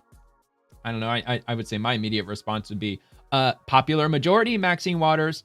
President Trump, for the first time in 20 years, a Republican got the popular majority. Now, why would that be? His number one thing he was running on was immigration and the border wall, the illegal immigration, because it has a lot to do with a lot of things that are affecting everyday Americans, and that's the cost of living. Cost of living is largely what went up due to illegal immigration, because that's what happens when you dump 30 million people into a country that's not ready to take in 30 million people in a very short amount of time, because we don't have enough places for them to live. That's what causes rent to go up, causes electricity to go up, all the utilities and everything, even food. I know we have plenty of food in the country, but when you introduce another 30 million people into grocery stores, whether if they're working on their own and paying for it or not, I mean, even if you're giving them SNAP benefits, that's going to be a burden on our system and cause the cost of living to go up when you have to allocate even more money to the SNAP benefits program and so on and so forth. But all right, so let's go to Congresswoman Rashida Tlaib. This is a white supremacist administration. It doesn't matter to them if you're documented or undocumented. They want to end immigration to America altogether, especially for people of color. This decision will destroy the dreams and plans of so many. And from the Washington Post, the Trump administration is halting immigrant visa processing for people from 75 countries, the latest effort by officials to restrict legal immigration pathways. And the primary reason for this is because from all of these countries, I don't know if it's a majority, I believe it's a majority, but a substantial number of immigrants from these countries who come into the United States are immediately put into our welfare system. They take money from taxpayers to live on. And the Trump administration doesn't like that, because I would say the vast majority of Americans don't like that either. I mean, look, I don't think I'm alone in this, but I don't believe that immigrants, if you're not a U.S. citizen, you should not be getting any help from the welfare system at all, whether if it's food or rent or and just housing in general. Maybe, no, I wouldn't even say temporary housing. I wouldn't say anything like that. Maybe if you are legitimately seeking asylum because the country that you're from is persecuting you religiously, or you've got death threats out against you. You went to the nearest country and the nearest peaceful country that you could go to, and you were unable to get asylum there. Going through the full legal process, then maybe they could be taken care of for a very short period of time until they could establish themselves and get some steady employment wherever that might be. But of course, Rashida Tlaib, she has no idea what she's talking about. She just wants to conveniently blame white supremacy. All right, Senator Alex Padilla. Trump is suspending immigrant visa processing for 75 countries. That's nearly 40% of the countries worldwide. Congratulations, Alex Padilla. You can do math. The ban includes work visas and visas for family members of United States residents. Trump isn't cracking down on violent criminals or the worst of the worst. He's trying to ban legal immigration entirely. U.S. suspending immigrant visa processing for 75 countries, which I already read on yesterday's episode. If you saw my episode from yesterday, I already read the post from, I believe it was from the Department of Homeland Security, where they explained the reason why they are suspending the immigrant visas for these countries, and it's because they're a net burden, not a net benefit for the country, because they're living off of our tax money, and that absolutely should be a no-no. All right, Congressman Rashida Tlaib. All right, looks like I got another one from her. He's right. The president is, in fact, protecting pedos. Don't come to my district and expect a warm welcome. Release the Epstein files. Okay, well, the final statement, I will agree with her on that. I mean, we were supposed to get all the Epstein files in their entirety back on December the 19th, and we're still waiting on them. And yeah, that's very irritating. So anyway, Philip Lewis, Trump yells, "Fuck you," and flips off an auto worker in Michigan who yelled pedo protector. Well, if somebody accuses you of being something as egregious as a pedo, would you not want to do the same thing? I mean, I think most people would probably do a little bit more than just flip the bird, but here's President Trump.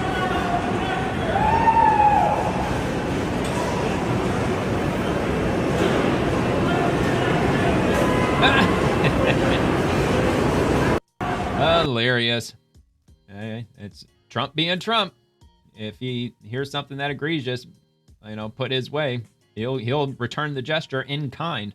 All right, Homeland Security. We're going to move on past all the Democrat nonsense. I don't typically do that on the Swamp. I don't usually go through a whole bunch of Democrat posts, but I came across probably at least half of those just back to back, and I was like, you know what? I'm just going to share them now. Usually I would save them for the weekend, but it wasn't an especially busy day in the Swamp today, so why not go through some of them?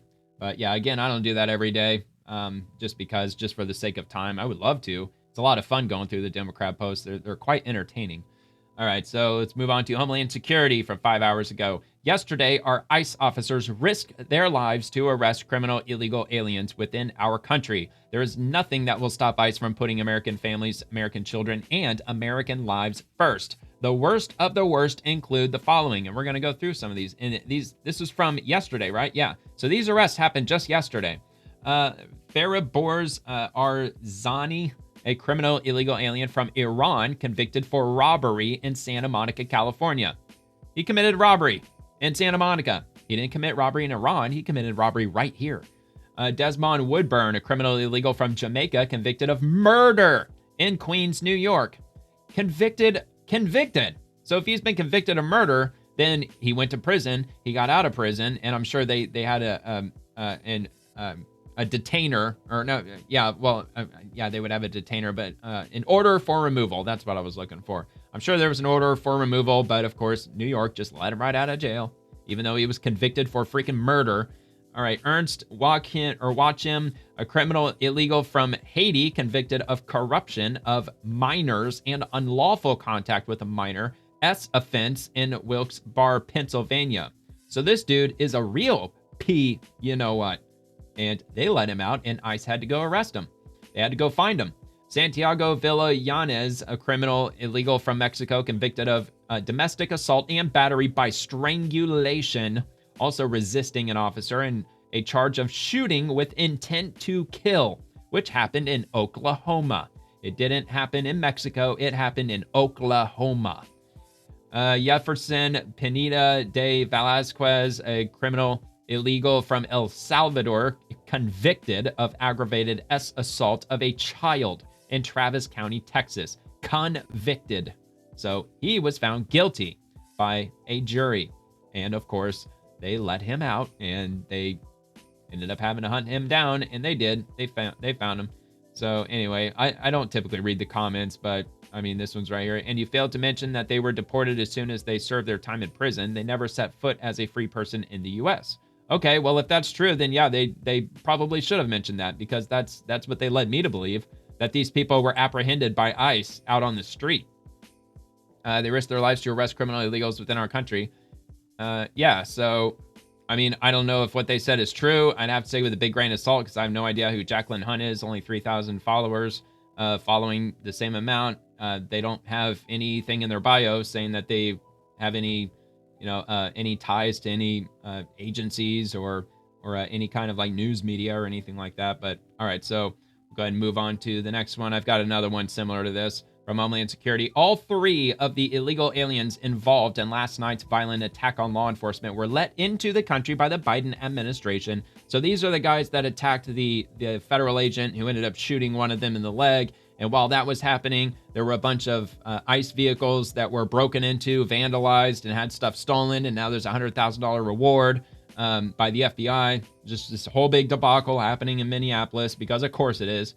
And so it's Julio Cesar Souza Silas, a criminal illegal from Venezuela, previously convicted for driving without a license and arrested for 2 counts of giving a false name to a peace officer, was the subject of a targeted enforcement operation.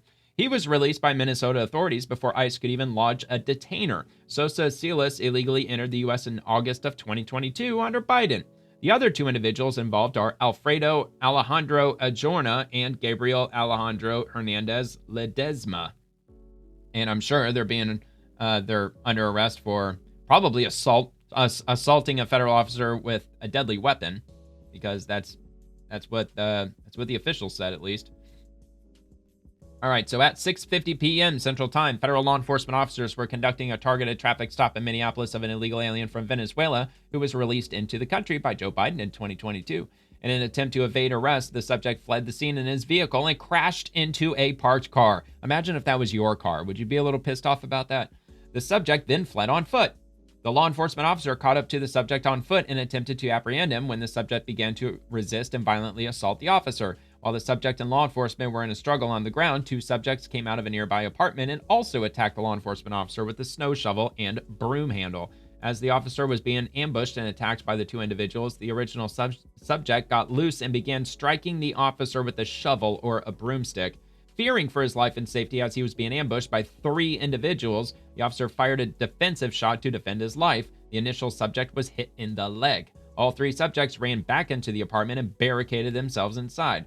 The attacked officer and subject are both in the hospital. Both attackers are in custody. This attack on another brave member of law enforcement took place while Minnesota's top leaders, Governor Walz and Mayor Frey, are actively encouraging an organized resistance to ICE and federal law enforcement officers. Their hateful rhetoric and resistance against men and women who are simply trying to do their jobs must end. Federal law enforcement officers are facing a 1,300% increase in assaults against them as they put their lives on the line to arrest criminals and lawbreakers. And yeah, if you want to know yet another reason why everybody's car insurance is going up, it's because of incidents like this. Because old dude, he's not going to end up paying for that damage. And the person who was parked on the street, their car insurance probably won't pay for it because, it wasn't their fault. So, who's going to fix his car? Look, if it's full coverage, of course they're going to cover it. But, what if they don't have full coverage? And now they're out of a car. Regardless, if he crashed into the car, I'm sure it's inoperable. So whoever owns that vehicle, they're going to be screwed without a car. Probably have to rent a car. And, just all this nonsense. It's just all unnecessary. But I guess it would be somewhat poetic if it was a far leftist agitator whose vehicle that he hit. That'd be, mildly hilarious. All right, anyway, ERO Newark and ERO Enforcement and Removal Operations, which is a division of Immigration and Customs Enforcement.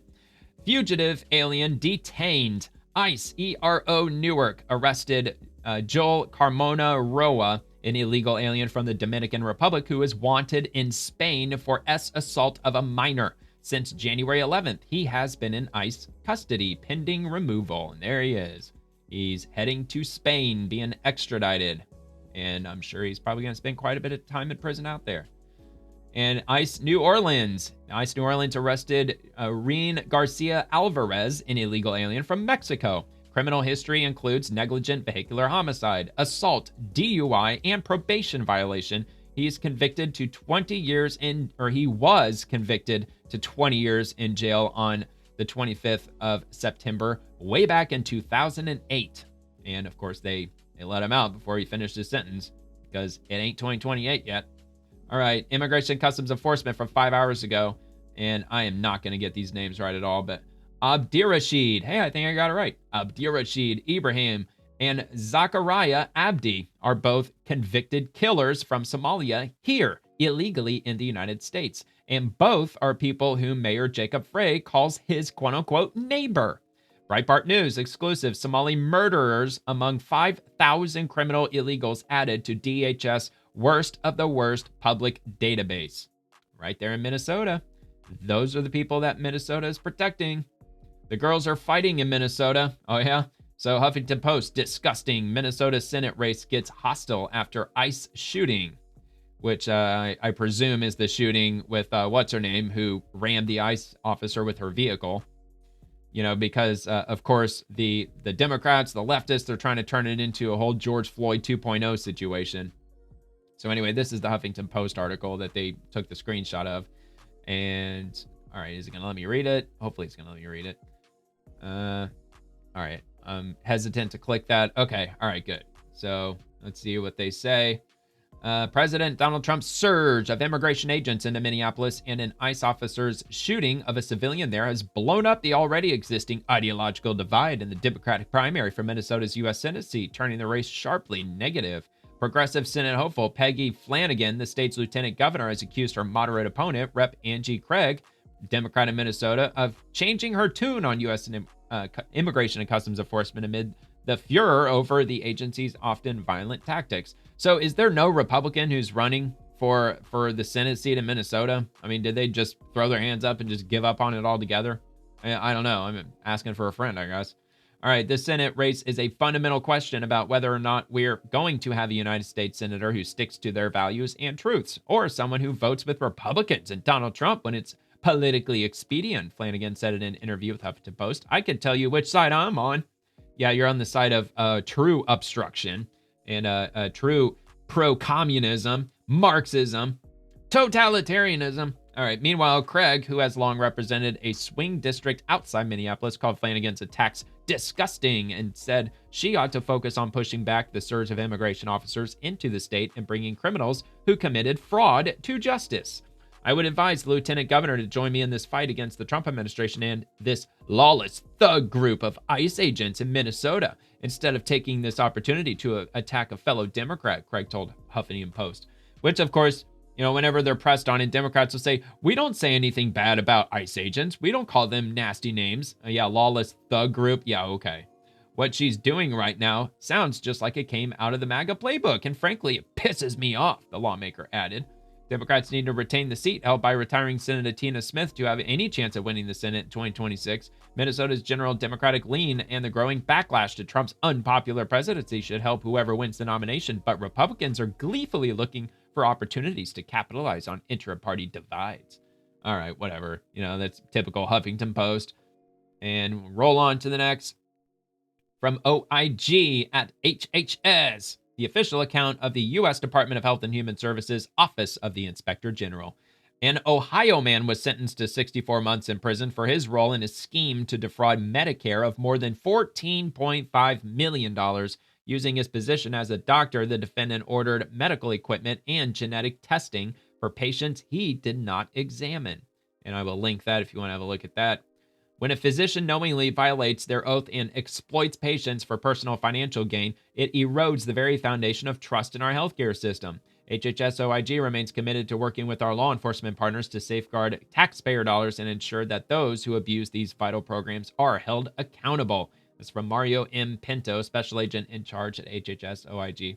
Yeah, well, plus, you know, if they defraud the system of $14 million, that's a lot of money. That's not going to go to people who actually need the health care. And plus, it just makes it more expensive for all of us. All right, U.S. Department of Justice, International. Let's see, the Justice Department's Office of International Affairs. Okay, so that's probably what it is, International Affairs. And U.S. Embassy at Panama worked with law enforcement in Panama to arrest and secure the extradition of a Washington state woman to face charges of international parental kidnapping. You see, she fled the country and she thought she was free from any accountability, no responsibility. Anyway, from Bellingham, Washington, a woman charged with international parental kidnapping. She violated custody order and secretly took her 4-year-old son to Panama using false documents to get a passport. You can't help but wonder if the father's going to finally get full custody, because he's probably been fighting for it since day one, probably telling the court system that she's going to do exactly this, and she did exactly that. All right, and let's see. All right, Secretary Marco Rubio from 4 hours ago. For the fake news peddling misinformation about the appellate ruling for Mahmoud Khalil, here is our stance in simple terms. Well, all right, I might as well just read it. It's only one line, or two sentences. If you sympathize with terrorists, your presence is contrary to the national and foreign policy interests of the United States. You are not welcome here. And this is from the Department of State. The Third Circuit Court of Appeals has struck down the decision made by an activist judge to release pro-Hamas activist Mahmoud Khalil. This is a huge win for the Trump administration. We will not allow terrorist supporters to endanger the national security of the United States. There you go.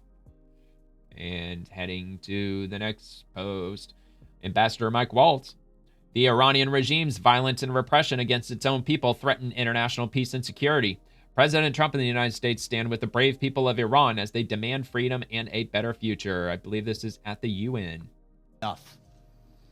The regime's dereliction of duty to its own citizens is what has put the Ayatollahs in the positions they are in today, with hundreds of thousands, if not millions, protesting in the streets after decades of neglect and abuse. So everyone should ask themselves, everyone sitting here today, how many people are dead?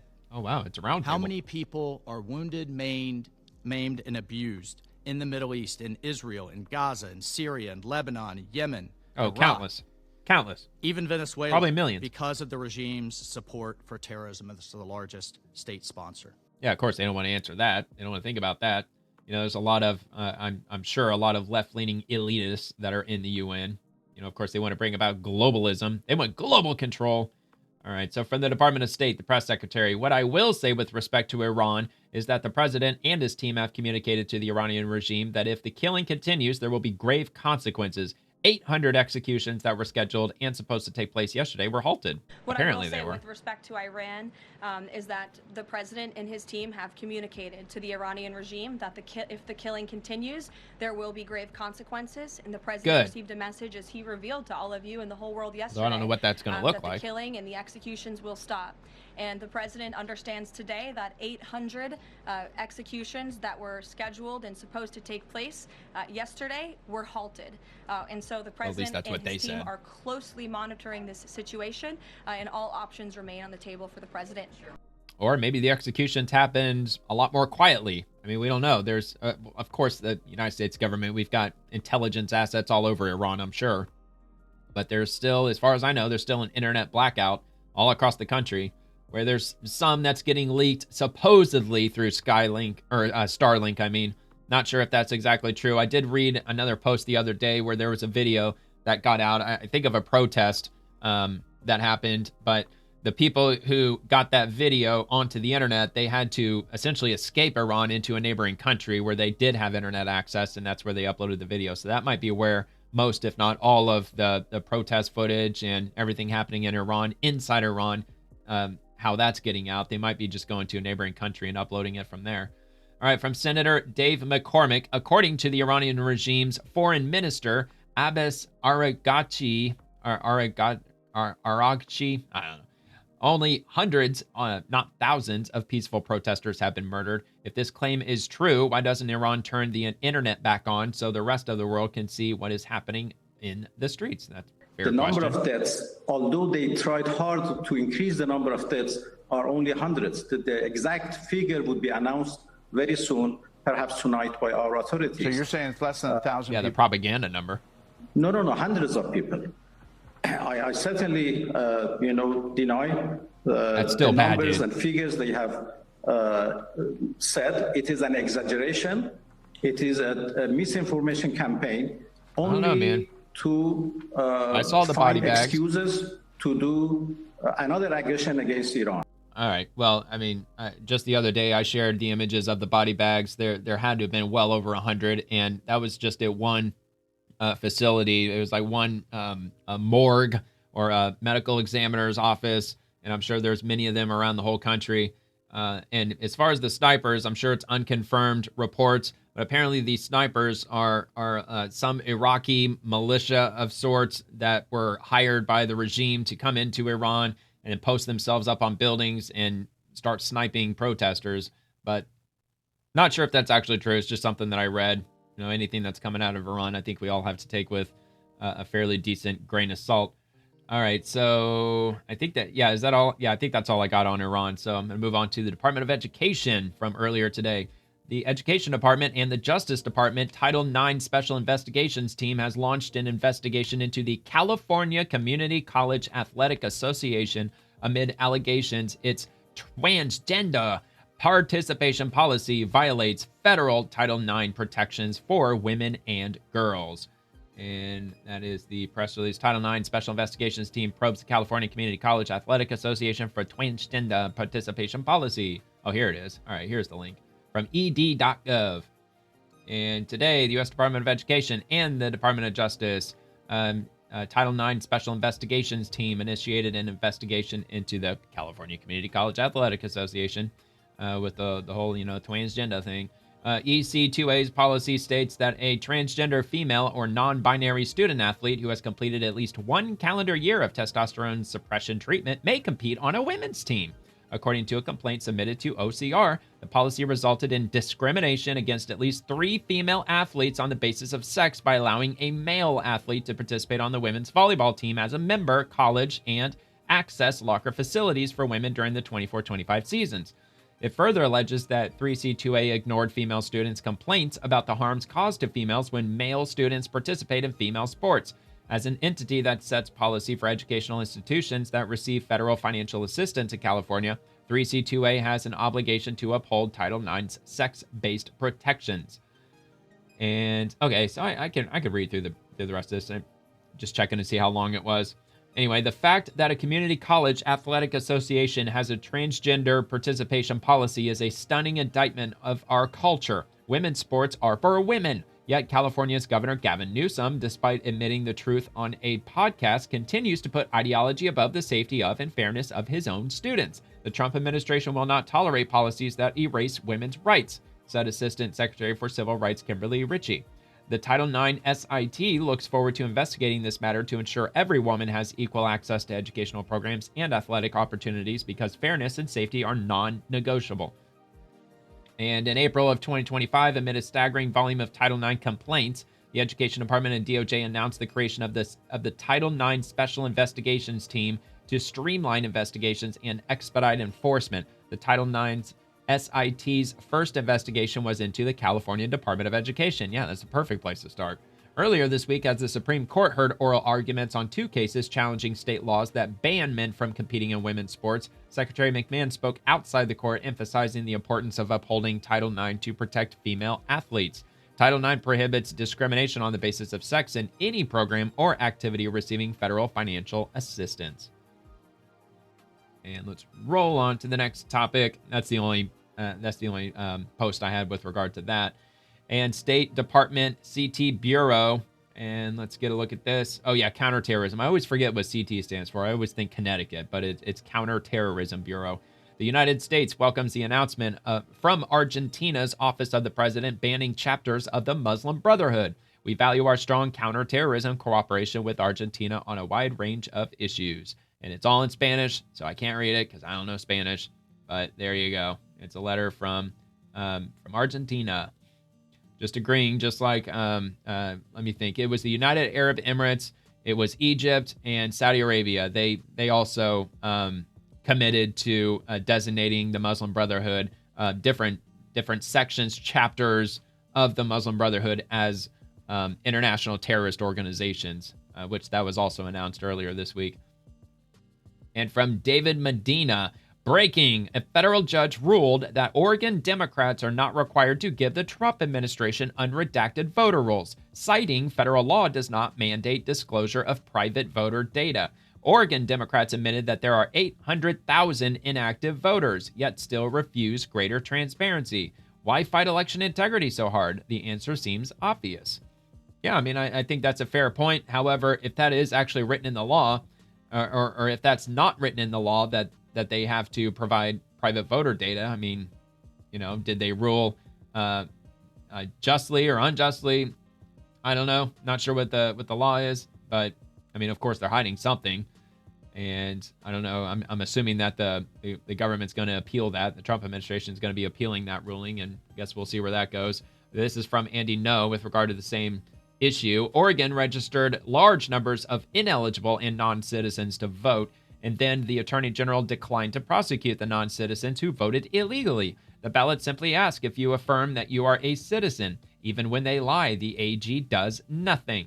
Secretary of State Tobias Reed, and I'm assuming he's the AG, right? Yeah, the Oregon Secretary Reed, the official Twitter account of Oregon Secretary of State Tobias Reed, okay.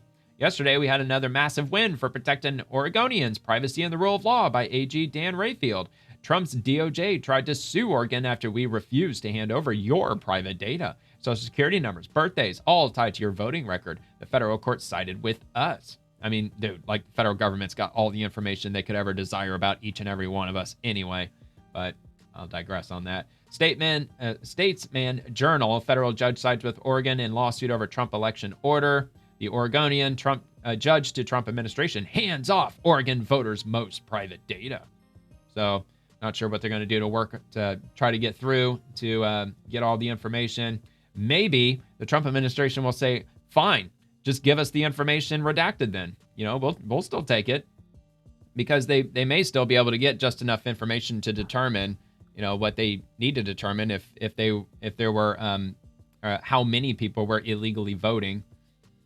All right, so Rapid Response 47 from 7 hours ago. Howard Lutnick, there's 2 commitments from Taiwan. There's $250 billion that comes directly from companies, and then there's $250 billion supplied by the government. We're going to bring it all over so we become self-sufficient in the capacity of building semiconductors. I mean, that seems like good news. They just bought. But you know what? That kind of seems a little bit against Taiwan's interest, though. I mean, isn't Taiwan the number one country in the world for building semiconductors? It sounds like that they'd be handing $250 billion over their competition. But hey, regardless, man, I'll take this as a win. Bought hundreds of acres adjacent to their property. Now, I'm going to let them go through it with their board and give them time. But of the $250 billion of commitment that is directly from companies. So basically, there's two commitments from Taiwan. There's $250 billion that comes directly from companies, and then there's $250 billion supplied by the government to help their smaller and medium-sized companies and bring that whole supply chain to America. So we're going to bring it all over so we become self-sufficient in the capacity of building semiconductors. This is exactly what Donald Trump said he was going to do, and he is doing it today. $250 billion and $250 billion. This is the kind of scale that Donald Trump operates in. It was about halfway through the video that I realized, it's the tariffs. Like, that's why Taiwan is investing money into the U.S., into manufacturing facilities, so they can avoid having to pay tariffs on these semiconductors and any other electronic components that they're looking to manufacture, because I'm sure they're probably still going to be Taiwanese companies. But yeah, they're investing into the U.S. All right, U.S. Commerce Department from 5 hours ago. Watch Secretary Lutnick break down the historic U.S.-Taiwan deal, and gives a quote. If it turns out to be the same thing, it's a little bit longer, so I'll probably play it through regardless. But let's talk about what Taiwan gets. So we're getting this investment. We're getting a commitment from not only Taiwan Semi and their companies, but to your point, the Taiwanese government itself. So both are making agreements. It sounds like what they're getting is a reduction of that reciprocal tariff rate, 20% to 15%. In some cases, if it's an aircraft part, if it's certain generic drugs, that goes to zero. Is that the win that Taiwan will get and want to promote in their nation, and we get the investment in semiconductors, and to your point, Mr. Secretary, this expected build out, not just in Arizona, but across the country? So it's a couple of fold. Exactly what you've said. And are they Taiwanese companies? Which I assume that they are. They get generic pharmaceuticals, airplane parts, things that, we're very accommodating for because we want those things to come in tariff-free. Unavailable natural resources, to the extent they grow something that we don't grow here, that won't come with a tariff. But then there's semiconductors. It goes like this. Basically what we need, not what we want. In America, they can bring in their semiconductors during the time that they're building in America without the video shares are only $188. Them, right? They can I thought it was in the thousands. We at the Department of Commerce, if we approve their plan, they can then bring in semiconductors of 2.5 times that amount. So if they build 1 million, let's say, wafers, they can bring in 2.5 million wafers while they're building in America. So the objective is to bring 40% of Taiwan's entire supply chain and production to domestically bring it into America. And here's the goal: during President Trump's term. This is fire right now. This is it. We're going to break ground. We're going to be building here. These people have committed to try to build this full infrastructure and do it now in America. So that's what they get. If they don't build in America, the tariff's likely to be 100%. Holy moly. It's a high tariff. And when are they going to invest the money? Like, when are we going to actually get the money? Is it going to be just a rolling basis? Is it going to take a few years, or are they going to, start immediately? And also a comment on the waiver, or the wafer that he mentioned. I think it's the manufacturing process of the chips, the microchips. They don't build one microchip at a time. They actually build a whole an array of chips, like 100 of them at a time, or 300, however many. They produce them all together on what looks like a wafer. It's like the circular metal disc that they produce a whole bunch of microchips on, and that's how it goes through the assembly, or like the process, manufacturing process. But anyway, it's an industry term. They call them wafers. All right, so let's go on to the next thing. I think that was the last thing I had on Taiwan. Yeah, it is. So we're going to move on to the Adam Carolla Show with Secretary Sean Duffy with Transportation. This is on U.S. DOT Rapid Response. Secretary Duffy walks Adam Carolla on the Adam Carolla Show through how California is putting all Americans at risk by illegally issuing commercial driver's licenses. And then he gives a quote, so we'll just hear him say it. This one's a bit long. I know there's another controversy with California and Gavin Newsom about the truckers' licenses, that they've issued so many truckers' licenses, and these are big rig truckers. We've seen the stories, the deaths on the highway, that people can't read, can't speak English, can't read the freeway signs and the highway signs. He handed out a lot of these. We're trying to get it back. Catch us up on that story. Yeah. So first off, the rules that we're using here are rules that date back decades. So these are not new DOT rules. They've been on the books for a long time. They just weren't effectively being enforced. So you have to be proficient in the English language to be a commercial driver. No one was really enforcing that law. We said, no, we're going to enforce this. It's a safety issue on American roadways. Every state has been willing to, at some level, comply with saying, okay, if there's not a proficiency, we'll take those drivers out. All but one state. California. Newsom said, of course. No, we're okay with drivers not being able to speak the language. So you think there's a crash, first responders come, you need to know what the big rig is carrying, right? What does the 18-wheeler have on board? Yeah, it's a hazmat. So you can have an effective response. Or of course, if law enforcement needs to talk in a car crash with the driver, they got to speak English. So there's safety reasons behind why we do it. So Gavin said, no, I'm not going to do that. We pulled $40 billion from him.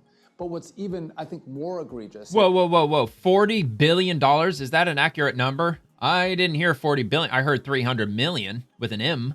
And maybe he's talking, I don't know if he misspoke, but I think he misspoke. I don't think that it was $40 billion. But maybe I misheard that. Maybe he said million. $40 billion from him. No. He said billion. Even, I think more egregious is Joe Biden let in, I don't know the number, is it 10 million, 15, 20 million illegals coming over the border? When they came, Adam, he gave all of them basically work permits. Mm-hmm. So those who came across the border who we didn't vet, they went to states around the country and with those work permits said, I want to get a commercial driver's license. And many of the states issued commercial driver's licenses to these people who came across the border, who, by the way, went to a sham CDL school. So they're not well trained. They're not trained at all sometimes. They can't speak the language. They get a driver's license. It's called a non-domiciled CDL. And they start driving these rigs across the country. And the problem is they are completely unqualified. And so, and by the way, they're illegally issued as well. So probably most of them are unqualified. You can't give a commercial driver's license that lasts longer than my work authorization. Well, in some states, because you still have to take an exam to get your CDL, I believe even in California, they still have to do it, but they offer the exam in Spanish. But there are some states where they don't. They offer it in English because, like Secretary Duffy said, it's federal law that you have to be proficient in English. So there's some states where they issue, or they give the exam at the DMV where it's given in English. Well, there are these organizations that were offering, of course it's illegal, their services where the illegal immigrant truck drivers, or those who are trying to get their CDL, they'll sit in front of the computer terminal inside the DMV when they're taking their exam, and they're wearing a body camera, and they also have an earpiece. So the person who is on the other end of that camera is sitting in the parking lot, and they're observing what the text on the screen says, and they feed them the answer through their earpiece. And there were a number of people, I don't know, like what kind of, like a CDL exam rings or whatever the hell they call them. I remember a couple of months ago talking about that here on The Swamp, about them getting busted. And if I'm illegal in the country, I have no work permit, I can't get a commercial driver's license. In California and some other states, we're giving driver's licenses, commercial driver's licenses out like candy. Yeah, maybe they didn't even take an exam there. Worked with us to try to Probably compliance on making sure these licenses are properly issued. All but one. California said, no, we're not going to do that. There's about 20,000 drivers that should have the licenses pulled.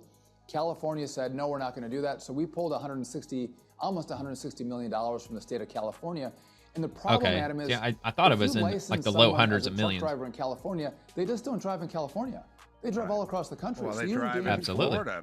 Those people got killed in 3 Florida. people were killed. When you making that drive illegal everywhere, U-turn. Again, you endanger everyone's life, and you would think that Gavin would put the lives of the American people, or at least Californians, ahead of these people who come into the country unlawfully or they have a work permit. But you would say, I want to do things better to make sure we have safer roads.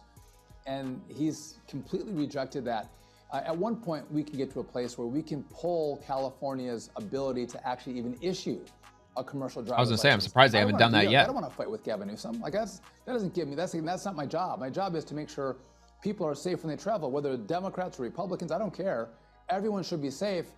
And so I want them to comply, but I don't speak liberal, so I don't know why he wouldn't. I don't get it. Yeah, I mean, I don't know if they call them like interstate CDLs or whatever they are, but I'm sure that if you're a truck driver and you cross into another state, I'm sure it becomes some sort of a federal issue because now you're engaging in interstate commerce or whatever they call that. But yeah, I believe that the DOT, they do have that authority to pull California's ability to issue commercial driver's licenses. I mean, will they comply? Probably not. But I mean, if they do actually revoke everybody's commercial driver's licenses in California, and if they drive a truck out of California, I mean, they're essentially driving without a license. And I know that the penalties are enhanced if it's commercial versus just a private driver's license. So that could be quite problematic for even just California, just American citizens, just driving their semi trucks across the country if they have a California CDL. All right, and then I've got another one, U.S. DOT, rapid response. Secretary Duffy on the Newsom running in 2028. So we'll hear that. He's a politician. He doesn't give only results, 16 but he seconds. can talk about California in a way that's not true and sell it. And if people buy that lie when he runs in 2028, God help America if America turns into California. Oh, yeah, man. God help America, because that would be just absolutely psychotic. It'd be absolutely insane. I mean, California's completely fallen apart. I mean, there's more people leaving California than any other state in the country. All right, so I got one more here. California is Oh, wait a minute, man. This is 4 minutes. All right, hold on. Let me just read the summary. 15 years, $16 billion, 0 tracks laid. Okay, so they're talking about the high-speed rail disaster. Recaps the California high-speed rail disaster on the Adam Carolla show.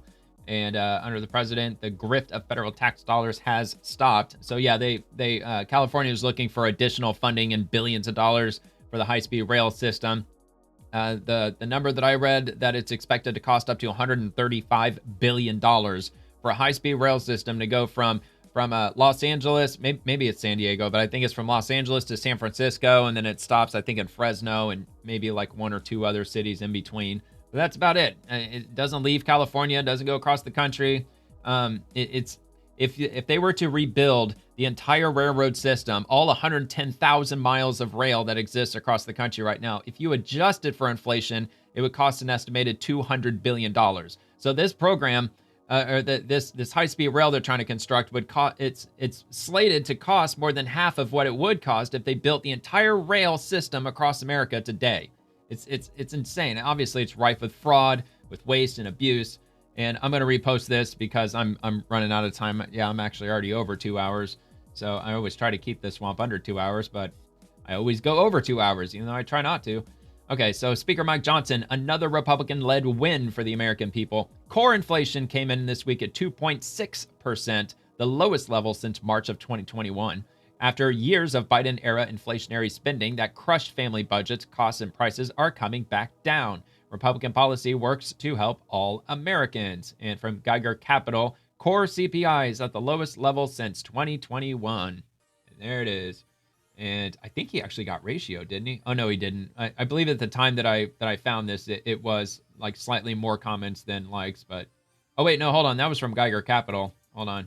Oh, no, never mind. All right, forget it. All right, United States Mint from 8 hours ago. On this day in 1782, Robert Morris urged Congress to create a national mint and suggested that people using it help pay for coining. Congress didn't act then, but the idea resurfaced years later in the Coinage Act of 1792. And they have an article on that, and that'll be linked if you want to take a look at that. Little history lesson. And Secretary Chris writes, it was an honor to convene the first meeting of the American Coal Council since Biden dismantled it. The excitement to get back to supplying reliable energy to America is stronger than ever. Thank you, President Trump, for bringing hope back to the American coal industry. And how much of our energy industry relies on coal? By the way, Chris Wrighty's with the Department of Energy. But yeah, I think I'm going to look that up real quick. Okay, so let's see. What percentage of electricity consumed by Americans is reliant on coal, and what are the percentages of other forms of electricity we rely on? As of the most recent available data, covering 2025, late 2024 to 2025, periods from sources like Ember and so on and so forth. So coal accounts for about 15 to 16% of U.S. electricity generation consumption. I thought it was a lot higher than that. I believe like over in China, it's like 75%, somewhere around there. Down to a historic low of 15% in 2024, around 16 in the recent 12-month periods, with some forecasts showing slight fluctuations to 16, 17% throughout this year. Other major sources, approximate shares for recent latest periods, often 2025, or projected throughout this year. Natural gas is the primary source, 40 to 43%, around 40% in many 2025 reports, up to 43% in some data. I didn't even know that. I didn't know natural gas was our primary driver, which that's rural communities too, right? Anybody who lives in just rural America, they use natural gas. Nuclear, 17 to 18%, and renewable energies, apparently it's 25 to 28%. Wind and solar combined, 17 to 18%. Hydro, around 6%, with overall renewables over 25%. I don't know if that's actually accurate, though. Is that true that all of that 25% of all electricity produced in America right now is from renewables? I mean, look, we've certainly spent enough money to make it that we spent trillions of dollars at this point to roll out all this renewable energy. These percentages are for electricity generation, which closely matches consumption patterns. All right, so on and so forth. So yeah, I wasn't talking about like gas and other forms of energy. I was just looking for electricity. All right, so I got this last thing I got from NASA. Welcome home, Crew 11. At 3:41 a.m. Eastern Time, the SpaceX Dragon spacecraft splashed down off the coast of San Diego, California. And are we not going to have sound? I don't think, no. I didn't know if we'd hear Houston on the radio. And splashdown. Oh. After 167 days in space, Dragon and NASA astronauts Zena Cardman and Mike Fink, Kim Yayui of JAXA, and Roscosmos cosmonaut Oleg Platonov are back on Earth. All right. Well, there you go. And that's going to do it for this episode. As soon as I get that stopped. All right. And if you enjoyed the video, please give the video a like and subscribe to the channel. And I'll be dropping a new show every evening, Monday through Friday, covering the swamp and everyone in it, the politicians, the bureaucrats, the agencies. And also I'm posting daily on X, so feel free to comment over there too if you'd like. Thank you so much for watching. I hope you have a great rest of your night, and God bless America.